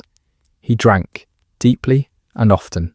He caroused in the taverns and the private rooms of the city. He surrounded himself with women, admirers and hangers-on, and worse, and he did little to hide it, seeming almost to glory in the scandal, as though the ordinary rules of shame did not apply to a man touched by God. The city seethed with it. The stories ran from mouth to mouth, and grew as they ran, and much of what was told was exaggerated, and some of it was simply invented by his enemies. And yet all of it, true and false alike, worked upon the reputation of the throne, like acid upon metal. And the ugliest whispers of all reached higher still, to the Empress herself, filthy insinuations about what passed between the peasant and the sovereign's wife, rumours with no truth in them, and enormous power in them, because a rumour does not need to be true to do its work. Now hold in your mind the cruel shape of the trap that the family had walked into. To the court, to the old aristocracy who prided themselves on blood and breeding, it was an outrage past bearing that a grimy, greasy-bearded Siberian peasant should have the ear of the Empress, should come and go from the palace, should, they muttered, have his coarse hands upon the crown of Russia itself. To the church whose bishops had once received him and now recoiled, he was a scandal and a fraud, dressed in the borrowed robes of holiness. And to the growing parliament, the Duma, the young and fragile assembly, through which the country's frustrations were beginning to find a voice, he became a symbol, a name to fling at a government that seemed rotten from the top down. From every side rose the same demand, the same disbelief. Send him away, be rid of him. How can you not see what he is? And the family could not answer. That is the heart of it, the still dark centre of the whole tragedy. They could not explain why they clung to him, because to explain it would mean speaking aloud the one thing that could never be spoken. The boy's illness was the deepest secret of the reign, guarded more closely than any treaty or troop movement, for to admit that the heir to the throne was fragile, that his life might end at any hour from a stumble on the stairs, would be to shake the very foundation of the dynasty's future in the eyes of a watching, restless empire. So the reason for Rasputin, the only reason that made sense of him, stayed locked away, unsayable. And because the true reason could never be given, the nation was left to invent its own reasons, and a nation left to imagine will always, in the end, imagine the worst. Into that silence poured every suspicion, every filthy story, every dark surmise, until in the mind of the country the peasant became a sorcerer, a seducer, a sinister hand pulling the strings of a bewitched and foolish crown. And it did not stop at the sick-room door. That was the deepening danger, the slow creep of it. His influence, once a thing of prayers by a bedside, began to seep outward into the affairs of the state itself. The Empress, sure now that his judgment was heaven's judgment, began to weigh his opinions on matters far beyond a child's fever, on ministers, on appointments, on who should be trusted and who cast down. And through her, his shadow fell across the government of the empire, so that men rose and fell, were given office and stripped of it, and the whisper went round that behind this promotion or that dismissal stood the will of the holy man from Siberia. Whether his hand truly moved every piece the rumour claimed hardly mattered any longer, because the belief itself was corrosive enough. Every step of it made the monarchy look more diseased, more absurd, a great and ancient throne, apparently steered by the moods of an unlettered peasant, and the respect that a crown must have in order to rule was draining away, quietly, steadily, like warmth from a body in the cold. Consider then what had been built, and on what. A dynasty is only ever as strong as the blood it rests on, and here the blood ran two ways at once, the sacred bloodline of the Romanovs that made the boy precious beyond price, and the flaw within that same blood that made him fragile beyond saving. The very secret they guarded to protect the dynasty had driven them straight into the arms of the one man most certain to discredit it. To keep the boy alive, they needed Rasputin. To keep Rasputin, they had to keep the secret. And to keep the secret, they had to endure in silence the storm of scorn that Rasputin's presence called down upon them, unable to defend themselves without surrendering the very thing they were defending. The thing they hid to save the crown had become the thing that was slowly, surely poisoning it. Every day he stayed was a day the throne looked weaker, and yet they dared not send him away, and so he stayed. By the summer of 1914, this was the settled and secret shape of things at the top of the Russian world. The boy lived still, through crisis after crisis, and the mother believed, with all her fierce and grieving heart, that the peasant's prayers were the reason. The Empress leaned on him, and the Emperor, weary and mild and devoted to his wife, would not overrule her. And out beyond the palace gates, in the drawing rooms, and the barracks, and the meeting halls, and the streets, the capital muttered and simmered and told its stories, and the name of Rasputin passed like a slow stain across the reputation of the crown. His grip was firm. The family's isolation was nearly complete, and in the wide world beyond Russia's borders, though no one in that quiet candle-lit palace yet knew it, the summer was turning, and something vast and terrible was gathering itself in the warm European air, ready to come down upon them all. There was a warning once, it came and it went, and almost no one who lived through it understood that it was the last door left open, closing. Picture a morning in the very depth of a Russian winter, the 9th of January, in the year 1905. Snow lies over the capital, over St. Petersburg, over the frozen river and the pale immensity of the Winter Palace. And through that cold a great crowd is moving, quietly, almost reverently. They are workers and their wives and their children, tens of thousands of them, and they are not carrying weapons. They are carrying icons and crosses and portraits of the Tsar himself, and they are singing hymns as they walk. They have come to petition their sovereign, the man they still call, from the bottom of their hearts, the little father, Batyushka. They want him to know how they suffer, how the bread is short, and the wages cruel, and the hours long, and they believe, with a faith older than any of them, that if only he could see them, if only he could hear them, he would help. That is the whole of their crime. They believe in him, and the soldiers fire into them. Rank after rank the volleys go out across the snow, and the singing breaks apart into screaming, and the crowd that came to kneel is scattered and trampled and left bleeding on the ice. Hundreds fall. No one has ever counted them all. And Nicholas is not even there. He is away from the city that day, and yet the guns are his, the uniforms are his, the throne is his, and the blood soaks into his reign forever. They would call it Bloody Sunday. And something broke that morning, that no apology, no charity, no gentle word could ever mend again. Because the people did not merely lose a petition, they lost the little father.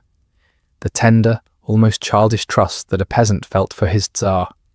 That idea, centuries deep, that above all the cruel officials and grasping landlords, there sat one good man who loved them. That idea died in the snow outside the Winter Palace, and it did not come back. And the country, hearing of it, caught fire. It was already a hard year. Far away in the east, Russia was losing a war to Japan, losing it in a way that shamed and stunned her. Her fleets sunk, her armies driven back. And now, on top of that humiliation, came this. Through 1905 the revolution flared, strikes and mutinies and peasant risings, whole cities grinding to a halt, until at last the throne itself trembled. And Nicholas, who believed with all his soul that God had handed him autocracy whole and undivided, that it was a sacred trust he had no right to give away, was forced against every instinct in his body to bend.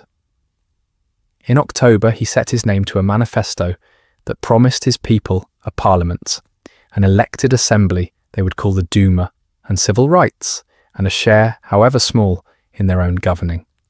He signed it the way a man signs away something he means to steal back. And that is precisely what he did. Over the years that followed, he quietly, patiently undercut it, narrowed the vote, dissolved the assemblies that displeased him, hollowed out the promise until little was left inside it but the word. The autocracy did not heal itself. It only learned to hide, for a while, the cracks that everyone had now seen.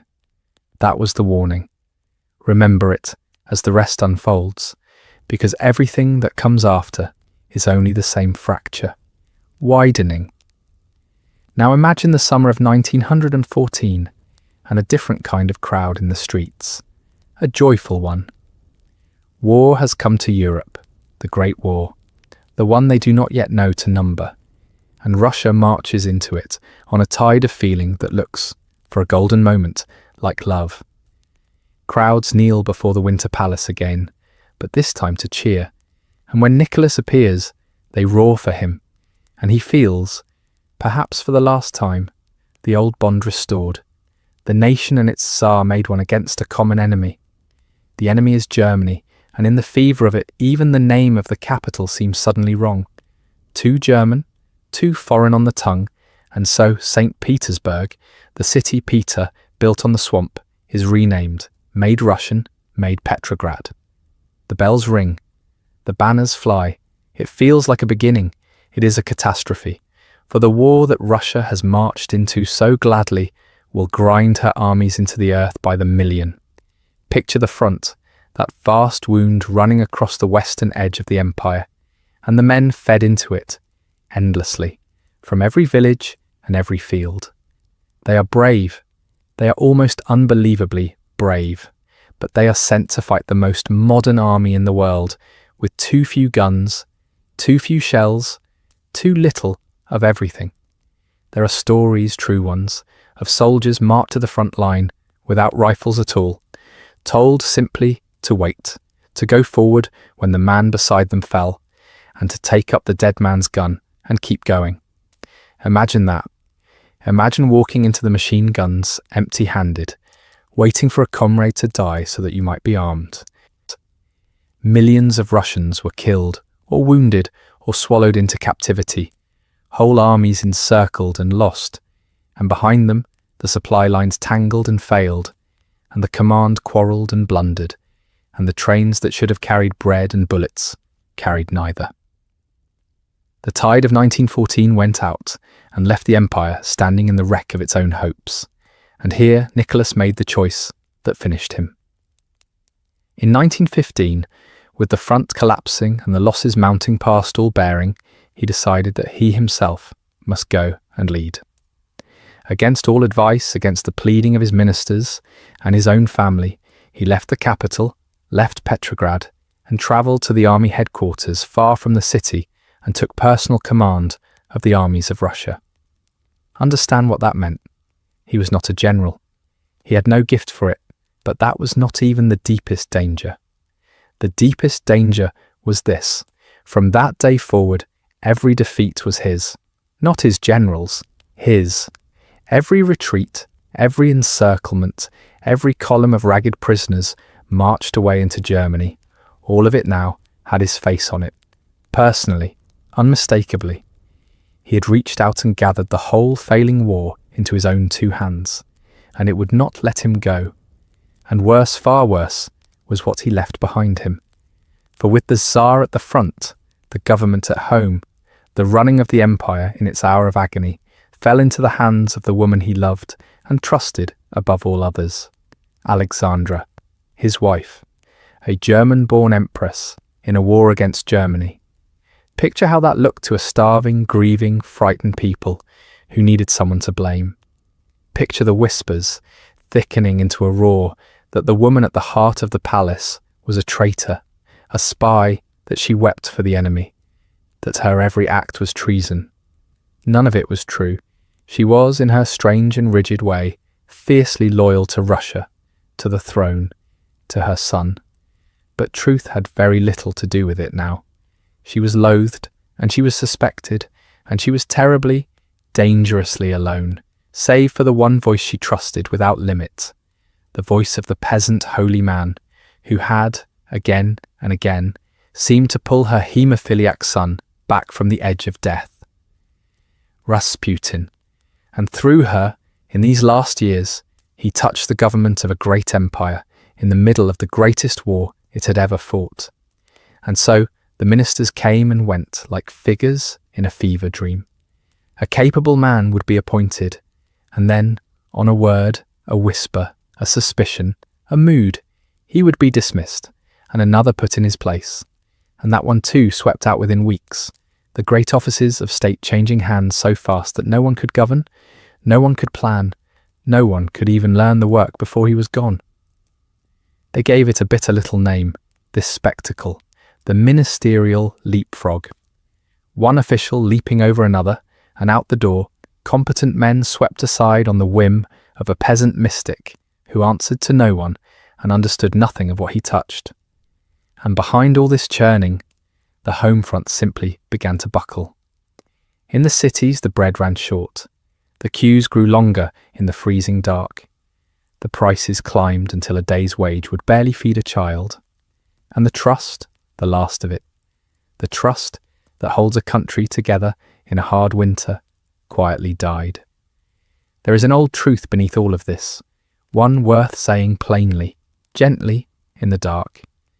A dynasty is only ever as strong as the blood it rests on, and the blood at the centre of this one was sick, a small boy who bruised and bled, and the whole vast trembling structure of the empire had bent itself around that secret, around the strange man who soothed it, until the man became a poison in the wound. And so, at last, in the black cold of December 1916, a knot of men decided to cut the poison out, You have surely heard the tale of how Rasputin died, and it is worth setting it down honestly, because the honest version is quieter and grimmer than the legend. The story that grew up afterward is a wild and lurid thing, poison enough to kill an ox, folded into cakes and wine, and the holy man eating and drinking and not dying. Shot and rising again, shot again and still crawling, beaten, bound, thrust living beneath the ice, and drowning at last with his hand still raised. It is a marvellous story. It is also, at its heart, at least half a fable, embroidered by the men who did it, and the age that loved to hear it. Strip away the glamour of it, and what remains is simpler and sadder. A group of noblemen led by a young prince of the highest blood, Felix Yusupov, lured him one winter night to a cellar, on the promise of company, of an evening among the great. And there, in that cellar, they shot him. And he died, and they carried his body out into the killing cold, and put it down through a hole in the ice of the Neva, the same dark river that runs through the heart of the capital, and let the water and the winter take him. That is all, a man murdered by frightened aristocrats, and slid beneath the ice. The rest is smoke. They did it, they told themselves, to save the monarchy. They believed that if only this one man were gone, the spell would lift, the empress would come to her senses, the ministers would steady, the people would forgive, and the throne would be pulled back from the edge. They were noble in their own eyes, patriots, rescuers, and they saved nothing. Nothing at all. It was far, far too late for one death in a cellar to matter. The rot they hoped to cut out had spread through the whole body of the state, and killing Rasputin was like snapping a single rotten beam and expecting the house to stand straighter. The house did not stand straighter. The empress, when word reached her, was not freed but shattered, plunged into a grief so deep it swallowed what little judgment the last hard years had left her, mourning the one man she believed had kept her child alive. And over the whole grim business there hung, then and after, a thing he was said to have foretold. For Rasputin had reportedly warned in the months before that his own death would be the throne's. That if he were killed by common men, by peasants, the Tsar might rule on untroubled, but that if he were killed by the nobles of the court, by men of the Tsar's own blood and household, then within 2 years the Tsar and all his children would follow him into the dark. And it was nobles of the court who had done it. Whether he truly said such words, or whether they were fitted to him afterward, the way we fit prophecies to the dead once we know how the story ends, no one can now be sure. But they were remembered, and they would come, in their terrible way, very nearly true. So think of it now, this whole slow undoing, as a thing propped upright by many hands, one prop and then another, kicked away. The trust of the people, gone in the snow of 1905, the promise of reform, given and then hollowed out. The army bled white, the Tsar himself gone to the front and bound to every defeat. The government left to a hated empress and a wandering mystic. The bread gone from the cities, and now even the mystic dead, and nothing healed by his dying. The war did not create the sickness at the centre. The sickness was older than the war, older even than Bloody Sunday, buried deep in the blood of the dynasty. But the war stripped away every last thing that had hidden it, and kicked away every last prop that had held it up, until there was almost nothing left to fall. And so the year turned, from the black December of 1916 into the deep of the new winter beyond it, and the empire lay in the cold like a great structure with its foundations gone, still standing, somehow, out of sheer weight and habit, but standing over nothing. The queues waited in the freezing streets, the men died at the front, the empress mourned in the silent palace, and the Tsar sat far away among his failing armies, writing tender letters home. Everything was in place for the end, and nothing at all had been healed. Let your breath settle now, and let the year turn one final time toward the last cold weeks of a very old winter. Picture the city again, that city of stone and mist and frozen canals, the one built on a swamp by a Tsar who wished to force a nation into a new shape. Petrograd, they called it now, its old German-sounding name set aside for the war. And in the last days of February, by the old Russian calendar that the empire still kept, that city was tired in a way that ran all the way down to the bone. 3 winters of war lay behind it. The men were at the front, or under the earth of the front. The trains that should have carried bread came late, or came empty, or did not come at all. And so, quietly at first, the women stood in the queues before dawn, stamping their feet against the cold, waiting for loaves that were not there. You can imagine it, if you let yourself, the way small things gather. A queue that does not move, a rumour that the bread is finished for the day, a word passed down the line, and then another, until the waiting itself becomes a kind of anger, patient and enormous. Nothing that any minister planned, no leader at the front of it, no manifesto, no grand design, only cold and hunger and the long accumulation of small indignities, each one bearable on its own, all of them together too heavy to carry another day. It began, as these things so often begin, not with the powerful, but with the tired, with ordinary people who had simply reached the end of what they could endure in silence.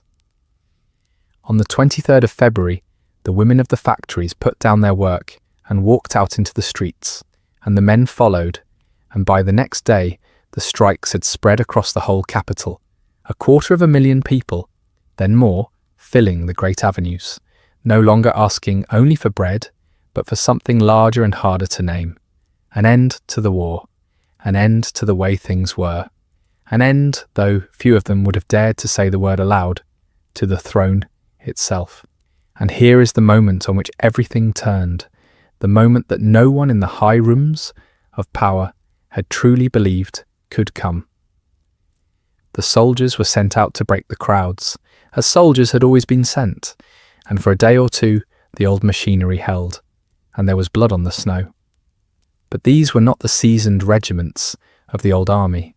These were young men, half-trained, drawn from the same villages and the same hunger as the people they were ordered to fire upon. And on the 27th of February they lowered their rifles. Regiment after regiment they turned, and instead of firing into the crowd, they stepped into it and became part of it. Picture that, gently, the strangeness of it. The very hands the crown had reached for to save itself simply opened and let it fall. In a matter of days, without a single decisive battle, the capital of the empire slipped out of the Tsar's grasp like water out of a closing fist. Into that opening, 2 things rose almost at once, as though they had been waiting.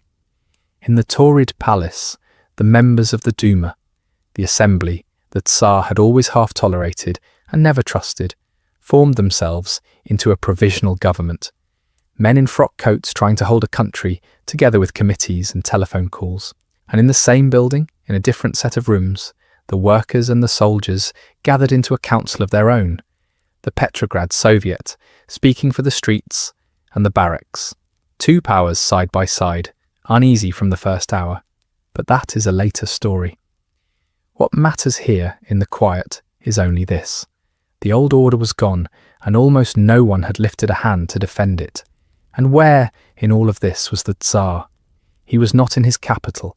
He was far away to the south and west, at army headquarters in Mogilev, among his maps and his generals, as he had been for so much of the war.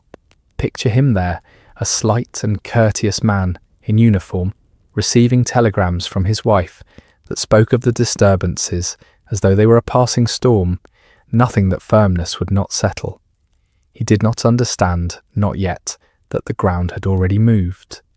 And when at last he did understand, and ordered his train to carry him home to his family and his throne, the empire he ruled would not even grant him the railway.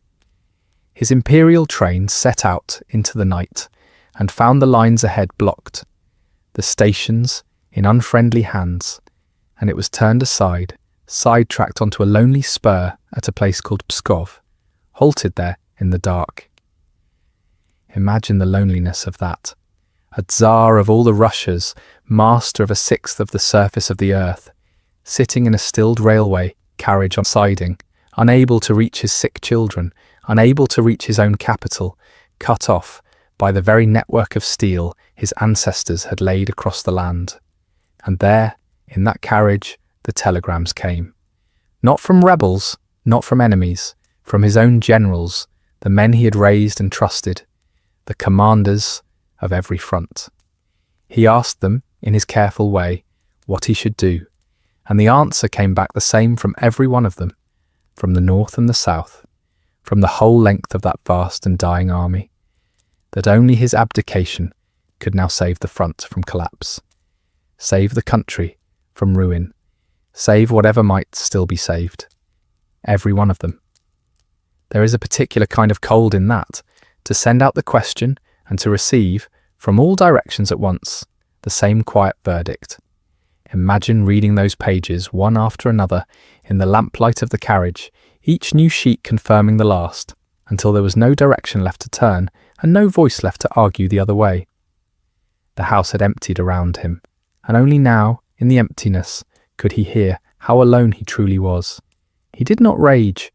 Those who were with him remembered instead a kind of terrible calm, the stillness of a man who has understood, all at once, that the thing he had held his whole life was already gone from his hands, and had been for longer than he knew. On the 15th of March 1917, which the old calendar called the 2nd of March, aboard that stranded train, Nicholas II took up a pen. First he abdicated for himself, laying down the crown he had worn for 22 years, since he was a young man of 26, who had wept and asked what would become of him. And then a physician spoke to him, gently, of his son. For the boy, Alexei, the long-awaited heir, carried in his blood the illness that turned every small hurt into a danger, the bleeding that would not stop. And Nicholas was told the truth he had perhaps always known, that a child so fragile could not be parted from his mother and father and set upon a throne to rule alone, that to make him Tsar would be to lose him. And so the father in him overruled the sovereign, and he did a thing no Russian autocrat had done before. He abdicated for his son as well, and passed the crown instead to his own younger brother, the Grand Duke Michael.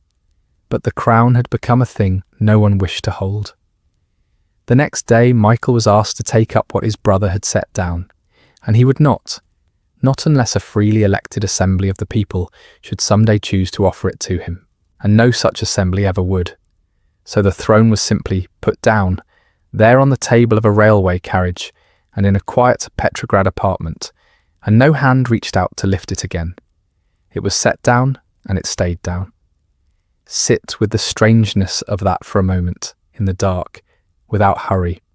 304 years the House of Romanov had ruled, since a frightened boy named Michael had been begged to take the crown in 1613, and now another Michael, at the other end of the line, quietly declined it. 3 centuries, an empire that reached from the fields of Poland to the shores of the Pacific, from the frozen edge of the Arctic to the mountains of Persia, a sixth of all the land in the world and hundreds of millions of souls. And it ended not on a battlefield with banners and cannon, not on a scaffold with a great and terrible ceremony of death. It ended with a fountain pen on a siding, in near silence, in the space of an ordinary afternoon. A signature, and then the scratching of the nib, and then nothing. Something magnificent, resting on something buried, and the buried thing had simply given way. That night, in the privacy of his diary, Nicholas wrote a line that has outlived almost everything else he ever set down. He wrote that he had left Pskov with a heavy heart, and that all around him was treason and cowardice and deceit. There is no anger in it, only a great and desolate weariness, the sound of a man who has looked around the room and found it empty of everyone he thought would stand by him. Treason and cowardice and deceit. And then, being the man he was, he turned the page and went on recording the weather and the hour he went to bed. And here is the thing that may surprise you most as you drift towards sleep. In the days that followed, stripped of the crown he had never truly wanted, Nicholas seemed not crushed but, in some strange way, lightened. The weight he had carried since he was a young man, the impossible weight of a whole world resting on his single will, was gone, and what remained was only a husband and a father and a quiet man who liked to work with his hands. He was brought back to his family, and they were placed under house arrest together in the Alexander Palace at Tsarskoye Selo, the Tsar's village outside the capital, in the rooms they had always loved best. And there, through that gentle spring of 1917, he lived a life that looked almost like happiness. Picture him in the cold, clear mornings, in an old coat, sawing wood in the park until the sweat came, clearing the ice from the ponds, digging the black earth of a vegetable garden with his own hands. In the afternoons he read aloud to his wife and his daughters, and taught the children their history and their lessons, a father at a table with his family around him, private at last. He did not yet understand, walking those quiet paths among the birch trees, that a throne, once it becomes an empty chair, offers its former occupant no shelter at all, that the very ordinariness he had longed for could not protect him, because to those who now held power, he was not an ordinary man, and never could be again. But that shadow had not yet reached the garden. In that spring there was only the wood to be cut, and the seedlings to be set in rows, and the children's voices in the still air. And so, before we go on, let this be the truth you carry into the dark. An autocracy that runs entirely through the will of one man is only ever as strong as the blood it rests upon. And Nicholas had built nothing beneath his throne that could stand without him. There was no structure of law, no living parliament, no institution with roots of its own that might have held the country steady when he let go. Everything had flowed downward from the single point of his authority, and so, when that single will finally released its grip on the pen, there was nothing underneath to catch what fell. The empire did not have to be conquered, it simply had to be let go of, and it was, and in the letting go it was gone. And in a palace among the birch trees, a private family tended their garden in the last safe spring they would ever know. Picture a family, no longer a court, no longer a throne, only a family, waiting in rooms that were never quite their own, listening to a country decide what to do with them. In the months after the crown was set aside, the machinery of history moved slowly, almost gently at first, and there was, for a little while, a fragile thing called hope.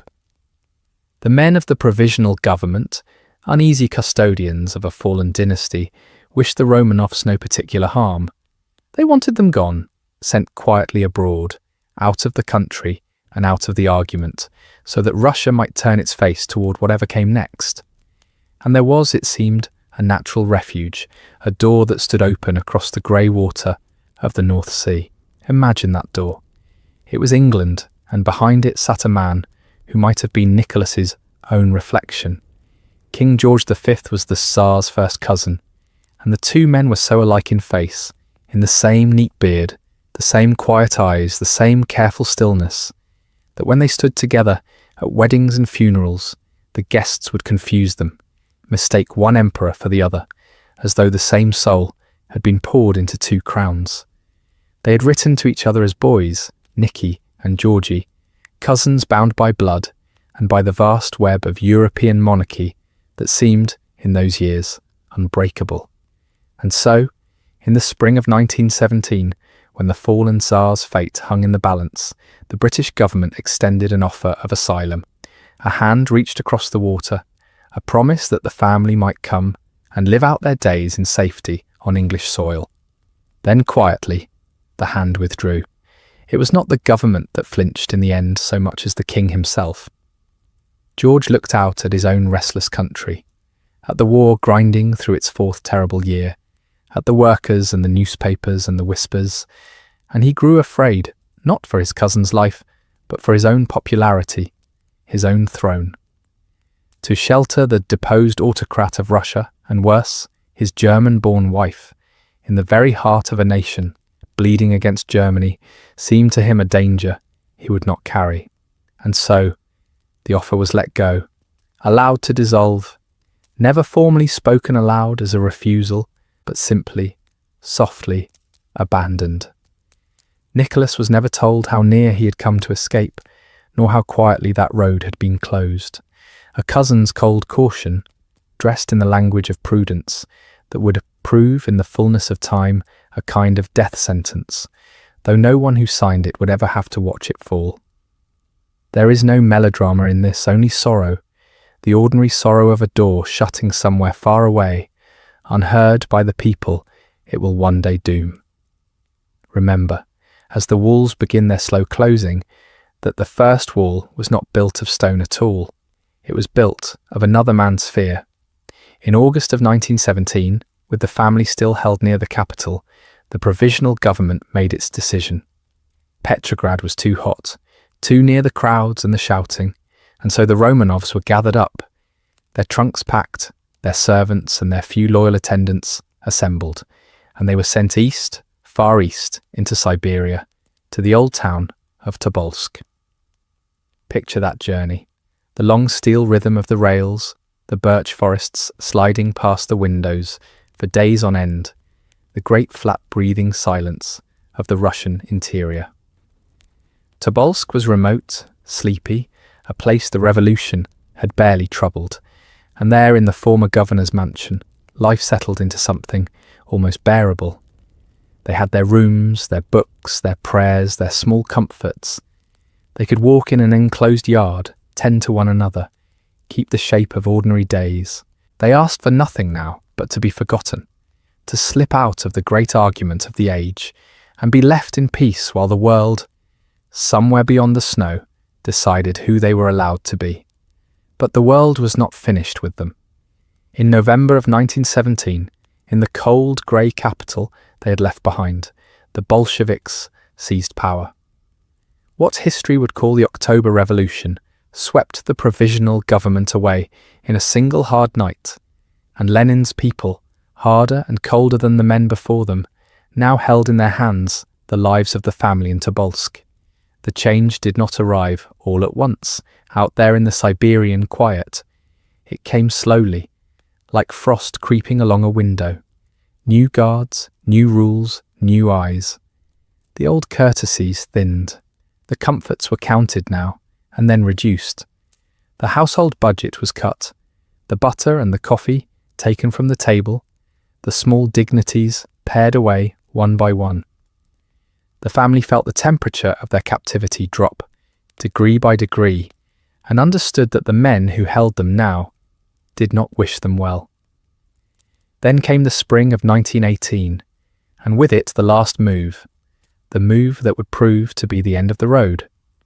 In April and into May, the family was taken from Tobolsk, split apart for a time, and then reassembled, and carried westward to the foot of the Ural Mountains, to a city called Ekaterinburg. Understand what kind of place this was. Tobolsk had been a backwater, gentle in its indifference. Ekaterinburg was hard, an industrial city, a mining and factory town, radical to its bones, proud of its revolution, thick with armed workers who hated everything the Romanovs had ever been. There would be no forgetting here. Here the family was brought to a house on a hill, a handsome merchant's house of stone and stucco that had belonged to a military engineer named Nikolai Ipatiev, requisitioned now, emptied of its owner, and given by the authorities a new and chilling name. They called it the House of Special Purpose. Picture the walls beginning to close. First the windows, painted over from the outside with thick whitewash, so that the daylight came in only as a dull, sourceless glow, and no eye within could see the street, the sky, the free world moving beyond the glass. Then bars fixed across those blinded windows, as though the whitewash alone were not enough. Then around the whole house a tall wooden palisade, and then a second palisade beyond the first, two blank walls of raw timber rising higher than a man could reach, so that no one outside could see in, and no one inside could see out. The guards were local men, rough and hostile, and they left their feelings on the very walls scrawling crude and mocking words, coarse drawings, insults meant for the family to find. The world of the Romanovs, one palaces and yachts and a sixth of the earth's surface, had shrunk now to a handful of rooms and a narrow scrap of garden where they were let out, for a few measured minutes, to breathe. And here is the thing to hold gently, the thing worth admiring in the quiet dark. In that shrinking world, they did not shrink. They kept the shape of their souls. Imagine the rhythm of their days behind the whitewashed glass. The morning prayers, the reading aloud, the mother and father and children gathered close over a book. The lessons continuing as though there was still a future to prepare for. The four grand duchesses, Olga, Tatiana, Maria, Anastasia, had fallen ill some months before, and their long hair had been shaved away, and photographs from that time show four girls with bare scalps and steady eyes, bearing the indignity with laughter, teasing one another, refusing to let it wound them. Alexei, the boy, the heir who would never inherit, lay often in his bed, his fragile body racked by the old bleeding sickness that had shadowed his whole short life. And they tended him, all of them, with a tenderness that the closing walls could not reach. They played cards. They wrote in their diaries small entries about the weather and the walks and the little events of the day, as though the ordinary act of writing might hold the days in place. The mother, worn thin by years of dread for her sick son, prayed and prayed, her faith fierce and unbending. The father read history to them in the evenings, his voice steady, and there is something almost unbearable in that. A fallen emperor reading the story of other reigns, aloud to his children in a locked house at the edge of the world. They loved one another with a fierce and ordinary devotion, and that love was the one thing no god could paint over. And in those quiet rooms, the girls did a quiet and fateful thing. Working carefully, in secret, in the long shut-in hours, the grand duchesses took the family's diamonds and pearls and precious stones, a scattered fortune in jewels smuggled out of the wreck of empire, and they sewed them, stitch by patient stitch, into the linings and the bodices and the hidden seams of their clothing. A dynasty's last treasure, hidden against the warm skin of four young women, worn like armour beneath plain dresses, a secret carried close to the heart. They thought of it perhaps as security, as something to buy passage or freedom when the day of rescue came. Remember it. Remember the jewels sewn into the cloth. It will return terribly, and it will not save them. For beyond the double fence, beyond the whitewash and the bars, Russia was tearing itself apart. The civil war had come, brother against brother across the immense body of the land, and the anti-Bolshevik armies, the Whites, were on the move, and with them the Czechoslovak Legion, a hardened body of soldiers strung along the railways, fighting their way through the very heart of Siberia. And they were driving, week by week, closer to Ekaterinburg. To a family in a locked house, the sound of approaching rescue should have been the sweetest sound in the world. But to the men who held them, it was precisely the danger, the nightmare made flesh.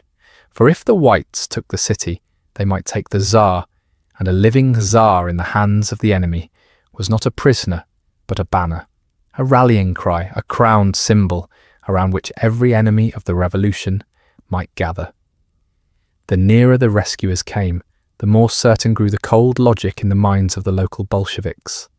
Nicholas Romanov, they decided, must never be allowed to become a living flag.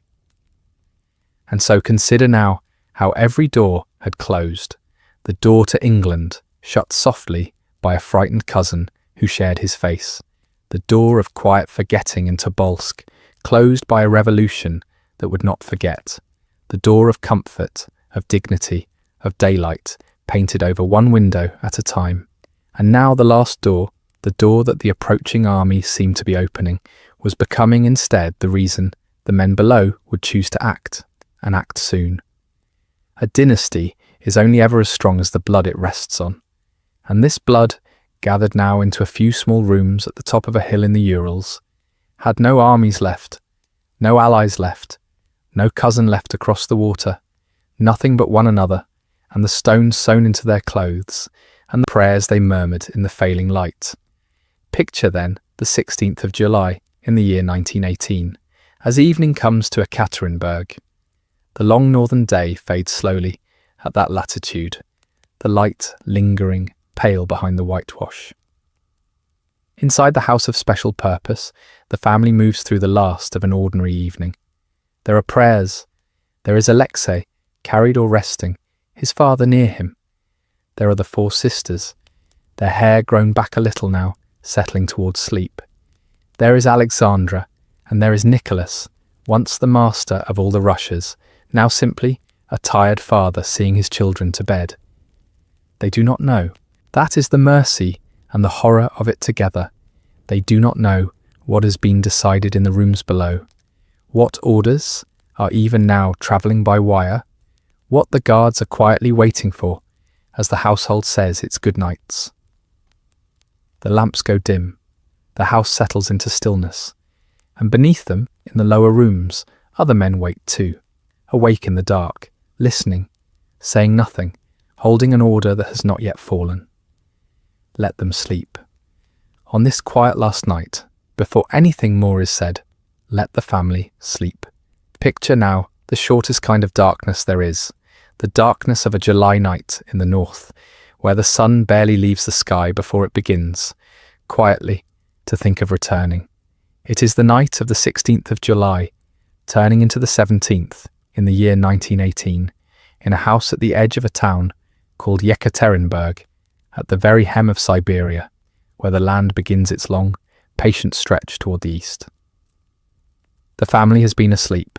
Imagine the ordinary hush of a household at rest, the small breathing of children behind closed doors, the tired stillness of people who have already, by this hour of their lives, lost almost everything they once had, and who have learned, as the weary learn, to be grateful for sleep. And then softly, there is a knock, somewhere between midnight and the small hours. Perhaps toward 1 or 2 in the morning, a man comes to wake them, and the words he brings are gentle words, and they are not true. There is unrest in the town, he tells them. The situation is uncertain, and for their own safety, they must dress and come down. They are to be moved. A car is being made ready. It is only a precaution, only until morning. Picture how such words land on people who have hoped for so long simply to be left alone. They do not cry out, they do not resist, they rise in the dark and they dress themselves carefully, as people do who have kept their dignity when everything else was taken, and they gather what small things one gathers at such an hour: a pillow, a little dog, a few belongings held close. The boy cannot walk. Alexei, the child in whom the whole future of a dynasty had once been placed, the son whose fragile blood had frightened an empire, is too weak this night to carry himself, and so his father carries him. Imagine that, quietly. The man who had been called the autocrat of all the Russias, the ruler of a sixth of the earth, coming down a narrow stair in the middle of the night, with his sick son in his arms, holding him the way any father holds a child. He would spare any hardship, if only he could. Behind them come the others, the mother, the 4 daughters, the doctor who would not leave them, the few servants who had chosen again and again to stay. Down they go, through the sleeping house, down to a small half-basement room at the very bottom of it, a bare room with a striped paper on the walls and a single lamp, a room with a barred window and one other door, a room that holds nothing and promises nothing. They are asked to wait. A photograph must be taken. They are given to understand, to show the world they are alive and well, or perhaps the cars are not yet ready. Either way, a little patience. Picture how a family fills a small silence like that, in the middle of the night, half awake, half hopeful. Perhaps a daughter smooths her sister's collar. Perhaps the little dog is set down and settles at someone's feet. Perhaps the mother murmurs a word of comfort, or the father says something quiet and steadying, as fathers do, that everything will be arranged, that it will not be long, that they will all be together whatever comes. And here the mother asks for chairs, for she is not strong, and the boy is not strong. And someone bring 2 chairs into that empty room, one for Alexandra and one for Alexei, and the boy is settled beside his father, and the girls arrange themselves behind, and the doctor stands, and the servants stand. Let yourself feel gently the unbearable smallness of this. Not a throne room, not a battlefield, not any of the great stages on which the fate of Russia had turned. Only a tired family, in a plain room, in the last hour of the night, sitting and standing and waiting to be told what to do, the way frightened, exhausted, ordinary people wait, trusting, because there is nothing left to do but trust that morning will come and find them still together. Then the commandant of the house comes in. His name was Yakov Yurovsky, and he came with a squad of armed men who crowded into the doorway behind him and filled the little space, more men than such a small room could rightly hold. He asked the family to stand, or to shift a little, as though for the photograph, and then he read out, from a paper in his hand, a few short sentences, a sentence of death, spoken quickly, that those who had ruled were now to be put to death, that the order had come. It was so sudden and so strange, and so far from anything the mind could ready itself for, that the Tsar had time only to turn, and to say a word or two of disbelief. What? What? The last small human question of a man who could not, in that instant, understand what he was hearing. And then it was done. Here I will ask you to let me tell it slowly, and without horror, because the dead deserve to be spoken of tenderly, and because it helps no one to dwell on the cruelty of it. There was a great noise in that small room, the noise of guns in a closed and stony space, a sound too large for the walls that held it, and there was smoke, and there was confusion, and there was a terrible and pitiable strangeness in what followed. For the daughters, in the long months of their captivity, had sewn the family's jewels, the diamonds and the gems that were all that remained of a vanished fortune, into the linings and the bodices of their clothes, to hide them, to keep them, to have something should they ever be free. And that night those hidden jewels turned the cloth to a kind of armour, so that the first volley did not do what its authors intended, and the ordeal was longer and crueler and more frightening for those poor children than even the men who had come to kill them had meant it to be. I will not describe it. Let it be, in your hearing, only a curtain drawn, slowly, across a lighted stage, until the light is gone. And there were 11 souls in that room, and the naming of them is the only dignity I can offer, and so I will give it slowly, the way you would set down 11 candles, one at a time, and light each before you speak the next. Let me name them: Nicholas, the father, the last Tsar; Alexandra, the mother, the Empress; their daughters, Olga, the eldest, thoughtful and grave; Tatiana, tall and quiet and kind; Maria, gentle and warm; and Anastasia, the youngest of the girls, quick and bright and full of mischief; Alexei, the boy, 13 years old, who had suffered so much in his short life, and who suffered now; and with them, those who had refused to leave; Yevgeny Botkin, the family doctor, who could have gone and would not; and 3 servants, faithful to the end: the footman Alexei Trupp, the cook Ivan Karitonov, and the maid Anna Demidova, who stayed because staying was the last loyalty left to give, and who gave it. 11. Say the names slowly, they are the whole of it. And then the silence. Picture how sudden and how total silence is, after so much noise, in a small room at the bottom of a house, before dawn. The lamp still burning, the smoke drifting, and the men who had done a thing that could not be undone, standing in the quiet they had made. There was no triumph in that room. There is never any triumph in such a room. There is only the terrible, ordinary aftermath, the need to be quick, the fear of morning, the practical and dreadful work that follows. The bodies were carried out into the summer night. Imagine the pale, not quite dark of that northern hour, the birch trees standing white and still, the mist beginning to gather low in the hollows. A truck was waiting, and it laboured out of the town, along rough tracks into the forest, to a lonely place among the trees, near an old abandoned mine and a track that the local people called by a country name, the Four Brothers, for four great pines that had once stood there. And in that lonely place, the men worked clumsily and in haste to hide what they had done, to destroy and to bury and to conceal, fumbling in the half-light, undoing and redoing their work, moving the dead from one place to another when the first place would not serve. And in their haste, or in some rough calculation, they set two of the children a little apart from the rest, buried separately, a small distance off, so that, if the grave were ever found, it would not give up its full number, so that the count would not come right, a detail that would wait, patient and terrible, in the earth, for many years. But that is a later story, and not for tonight. For tonight, let us only stay a moment longer in that forest, and let the night finish turning. The trucks are gone. The men are gone. The clumsy work is done, as well as it will be done, and the ground has been smoothed over, and the small sounds of the forest, which had drawn back from the intrusion, begin, one by one, to return.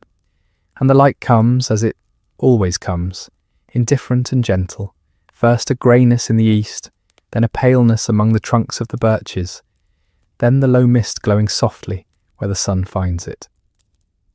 Somewhere a bird begins.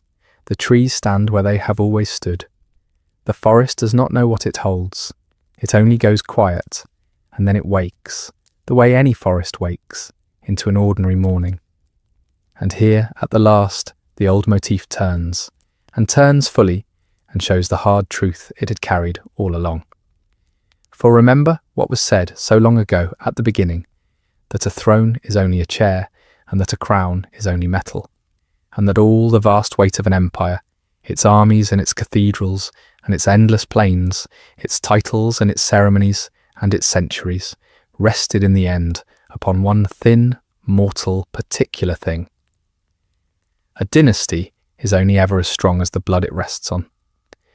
300 years that house had ruled, upon the strength and the fragility of its blood, the blood that made a boy an heir, and made his illness an empire's secret grief, the blood that was watched and prayed over and feared for. And it ended, all of it, not on a battlefield beneath banners, not in a palace beneath gilt and glass, but in a small bare cellar in the middle of the night, and then in a wood at the edge of Siberia, where that blood at the last was spilled and covered over and given to the quiet earth. Rest now. The forest is still, the mist is lifting from the hollows, and the birches stand white in the growing light, and the morning, which asks nothing and remembers nothing, has come to the place among the pines. Somewhere far off the town is waking, and the world is going on, as the world does, unknowing. But here among the trees it is only quiet, only cool, only the pale and gentle dawn, settling like a blessing over a place that will keep its silence for a long, long time.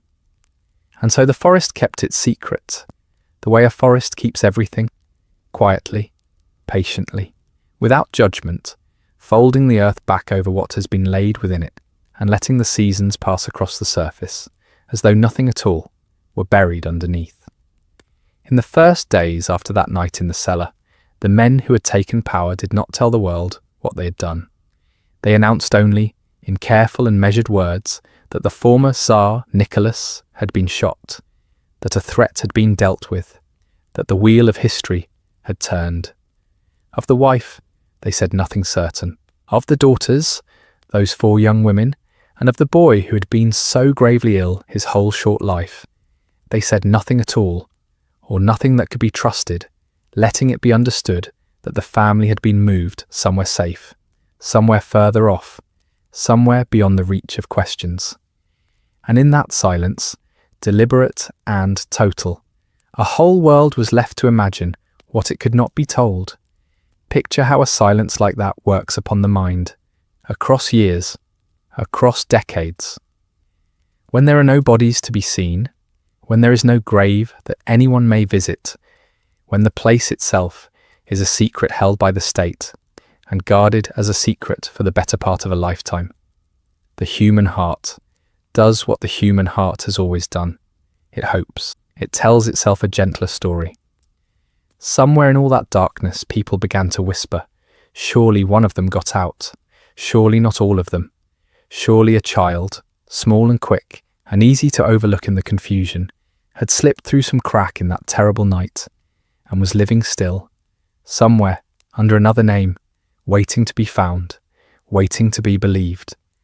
And of all the children, it was the youngest daughter, Anastasia, whose name the longing settled upon, Anastasia, who became the vessel of the world's refusal to accept that a whole family, children and all, could simply be erased from the earth and never spoken of again. And because the longing was so great, in time a woman appeared to answer it. She surfaced in the years after the war, pulled from the cold water of a canal, unwilling at first to say who she was, and then slowly, letting it be understood that she was the lost Grand Duchess herself, survived against all reason, wounded and wandering, and come at last in from the dark. In the years that followed, she became known as Anna Anderson, and around her there gathered a decades-long sensation, a storm of belief and doubt that crossed oceans and divided families against themselves. There were those who had known the real Anastasia in her girlhood, who looked into this woman's face and turned away certain she was a stranger, and there were others, just as sincere, who took her hands and wept and swore before God that the child they had loved had come home. She was received in fine houses. She was written about, argued over, filmed and imagined and turned into legend. And the reason she could not be dismissed, the reason she held the world's attention for so long, was not really about her at all. It was about the wish she embodied, the enormous and tender wish that somewhere the killing had failed, that one small light had not been put out. Only much later, long after her death, when science had grown patient and precise enough to ask the blood itself, would the answer come, and it was a quiet and human answer. She had not been a Grand Duchess. She had been a young woman named Franziska Szankowska, a factory worker from Poland who had vanished from her own life, and somewhere in her sorrow taken up another. And there is no cruelty in saying it now, only the long ache of a truth that took a century to settle, that the survivor the world had longed for had never been more than the world's own longing, given a face. Meanwhile, the real grave kept its silence in the trees. It was found, in fact, far earlier than anyone was permitted to know. In 1979, a small group of amateurs, an investigator and a filmmaker among them, following old clues and quiet persistence, located the hidden burial in the wooded ground outside Yekaterinburg, and understood at once what they had found, and understood just as clearly that they dared not say. The state that had buried the secret still stood, still watched, still would not have forgiven the telling. So they covered it over again and kept their knowledge like a held breath for years, waiting, until the great edifice of the Soviet Union itself began at last to crack and lean and settle toward its fall. Only then, in 1991, with the old power failing, was the ground finally opened, and the remains lifted out of the earth into the light, bones and fragments, and the long-kept shape of what had been done. And here, if you have followed this story from its very beginning, a thread we picked up long ago comes gently round and closes. For the question that remained was how anyone could say for certain, after so many years, whose bones these truly were. The answer lay in blood, and in a particular family's blood. The murdered Empress Alexandra had been a granddaughter of Queen Victoria of England, and Victoria's descendants carried through their generations a rare and traceable signature, passed down along the female line, a marker written in the blood itself. And it happened that a living man carried that same signature down that same descent, a man far from Russia, married into the British royal house. Prince Philip, the Duke of Edinburgh, himself a great-great-grandson of Victoria, along the line that mattered. He gave a sample of his blood, freely, so that the dead might be named. And when the science was done, his living DNA matched the remains of the Empress and of her daughters, matched them beyond argument, beyond doubt, and named them at last. The family that could not be saved by its royal cousins was in the end identified by one of them. One quiet gift of blood reaching across the century to say, yes, it is they. But the grave gave up only 9, and the family had been 11. 2 of the children were missing from that pit, and their absence was not an accident. It was exactly what the killers had intended, a deliberate scattering meant to confuse anyone who might one day come looking. 2 of the young ones taken a little apart from the rest and disposed of separately in the dark. For years that gap remained, a small unhealed wound in the account, room enough still for the old hope to live in, room enough for someone to say, you see, they were not all there. And then, in 2007, in a second patch of that same ground, a short distance off, the last 2 were found, burned and broken and buried, just as the disposal had left them, precisely where the logic of that terrible night said they should be. The following year the science confirmed it, and the family was whole again, whole in the only way that remained to them, all accounted for at last, everyone. And with that confirmation, the tender hope that Anastasia had lived, the hope that had carried 100 years of longing on its back, was finally and scientifically laid down to rest. She had not survived. None of them had, but now at least none of them were lost. Then came the carrying home. In 1998, 80 years almost to the season since that night, the bones of the family were gathered with ceremony and borne back across the great country to St. Petersburg, to the city that stood upon the water, and laid to rest among their ancestors in the cathedral of Saints Peter and Paul, beneath the tall gilded spire, in the ground where the emperors and empresses of their line had slept for generations. Think of that homecoming.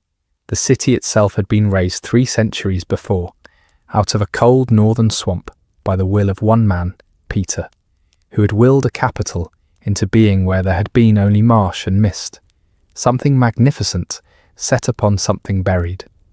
And now the last of that line was brought back into its heart, back into the stone, back among the fathers and mothers of the dynasty, the long story folding closed upon the very place where, in a sense, it had first opened.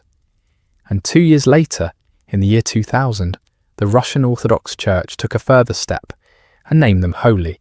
Nicholas and Alexandra and their 5 children were declared saints, passion bearers, those who met death in a Christ-like spirit of meekness. And the murdered family, so long denied even a grave, was transfigured in the end into icons, their faces painted in gold, gazing out with the calm of the sanctified from the walls of churches across the land that had killed them. And what, in all of this, became of the blood, the living blood, the part of the family that did not go down into the cellar and the forest? For not all of them were caught. In the chaos of the revolution, some got out in time, slipping away south and across the water while the way was still open. Nicholas's own mother, the old Dowager Empress Marie, was carried off at last from the Crimean shore aboard a British warship sent to bring her to safety, sailing away from Russia forever, out of the story and into a long grieving exile. And around her, scattered across Europe, went the cousins and uncles and nephews of the wider house, the Romanovs of the emigration, settling into modest apartments in Paris and elsewhere, keeping their names and their memories and their old lost titles like heirlooms in a drawer. And here is a quiet irony, gentle enough to rest with. The blood of these Russian emperors was never truly extinguished at all. Through the endless intermarriage of Europe's royal houses, it had spread everywhere, threaded through the family trees of half the crowns of the continent, so that it runs on even now, today, in living veins, in the very British royal line whose kinship could not, in the hour of need, reach far enough to save them. The cousins who could not stop the killing carry the blood of the killed within them still, and so, as this long night's telling begins to draw toward its close, perhaps the shape of the whole thing can start to come clear.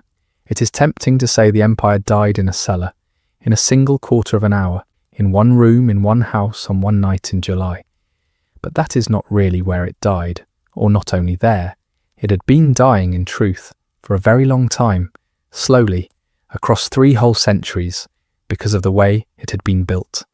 For all its vastness, all its gold and armies and endless miles of forest and snow, the whole enormous thing had been made to rest in the end, upon the will of a single man and the health of a single family, upon whether one father could bend, whether one mother could yield, whether one small boy's blood would clot or would not. A dynasty is only ever as strong as the blood it rests on, and this one had rested everything, the fate of 100 million souls, upon blood that was frail and grieving and finally spilled. Picture again that city on the swamp, magnificent and shining, and remember what lay beneath it, holding it up all along. And so we come back, at the very last, to where we began, to the house in Ekaterinburg, and the bare room at the bottom of it, and the tired family waiting in the lamplight for a photograph that was never going to be taken. You know now who they were, and how they came to be there, and how long and how winding the road was that led them down those stairs. It is tempting to believe that the Romanovs fell in that room, in those few dark minutes at the edge of Siberia. But they did not. Not really. What happened in the cellar was only the last page of a very long book. The fall itself had been 300 years in the writing. Think back over the whole of it now, gently, as your eyes grow heavy. A dynasty lifted up out of a ruined and leaderless land by a frightened boy who wept when they brought him the crown. A giant of a Tsar who dragged a whole nation toward the light of the modern world and built a shining city on the wide grey water at the cost of the men who died to raise it. A German girl with not a drop of Romanov blood who seized the throne with her own nerve and made it glorious, while beneath her gilded court a whole ocean of the unfree suffered in silence. Reforms that came too late, and repressions that came too hard, and the modern age pressing in against the palace doors, year after year, decade after decade, against a family that answered every knock with the same single word: autocracy, one man's will, and no other foundation laid beneath it. And there, at the very heart of it in the end, a single, sick child, the whole future of a sixth of the earth resting upon whether the blood in one small boy's veins would clot or would not. That was always the truth of them, from the first Tsar to the last. A dynasty is only ever as strong as the blood it rests upon, and the Romanovs had rested everything they possessed upon the frailest things in all the world. One man's will, one fragile bloodline, one secret kept too long and too well, and when those frail things failed, as frail things do, there was nothing built beneath them to catch the fall.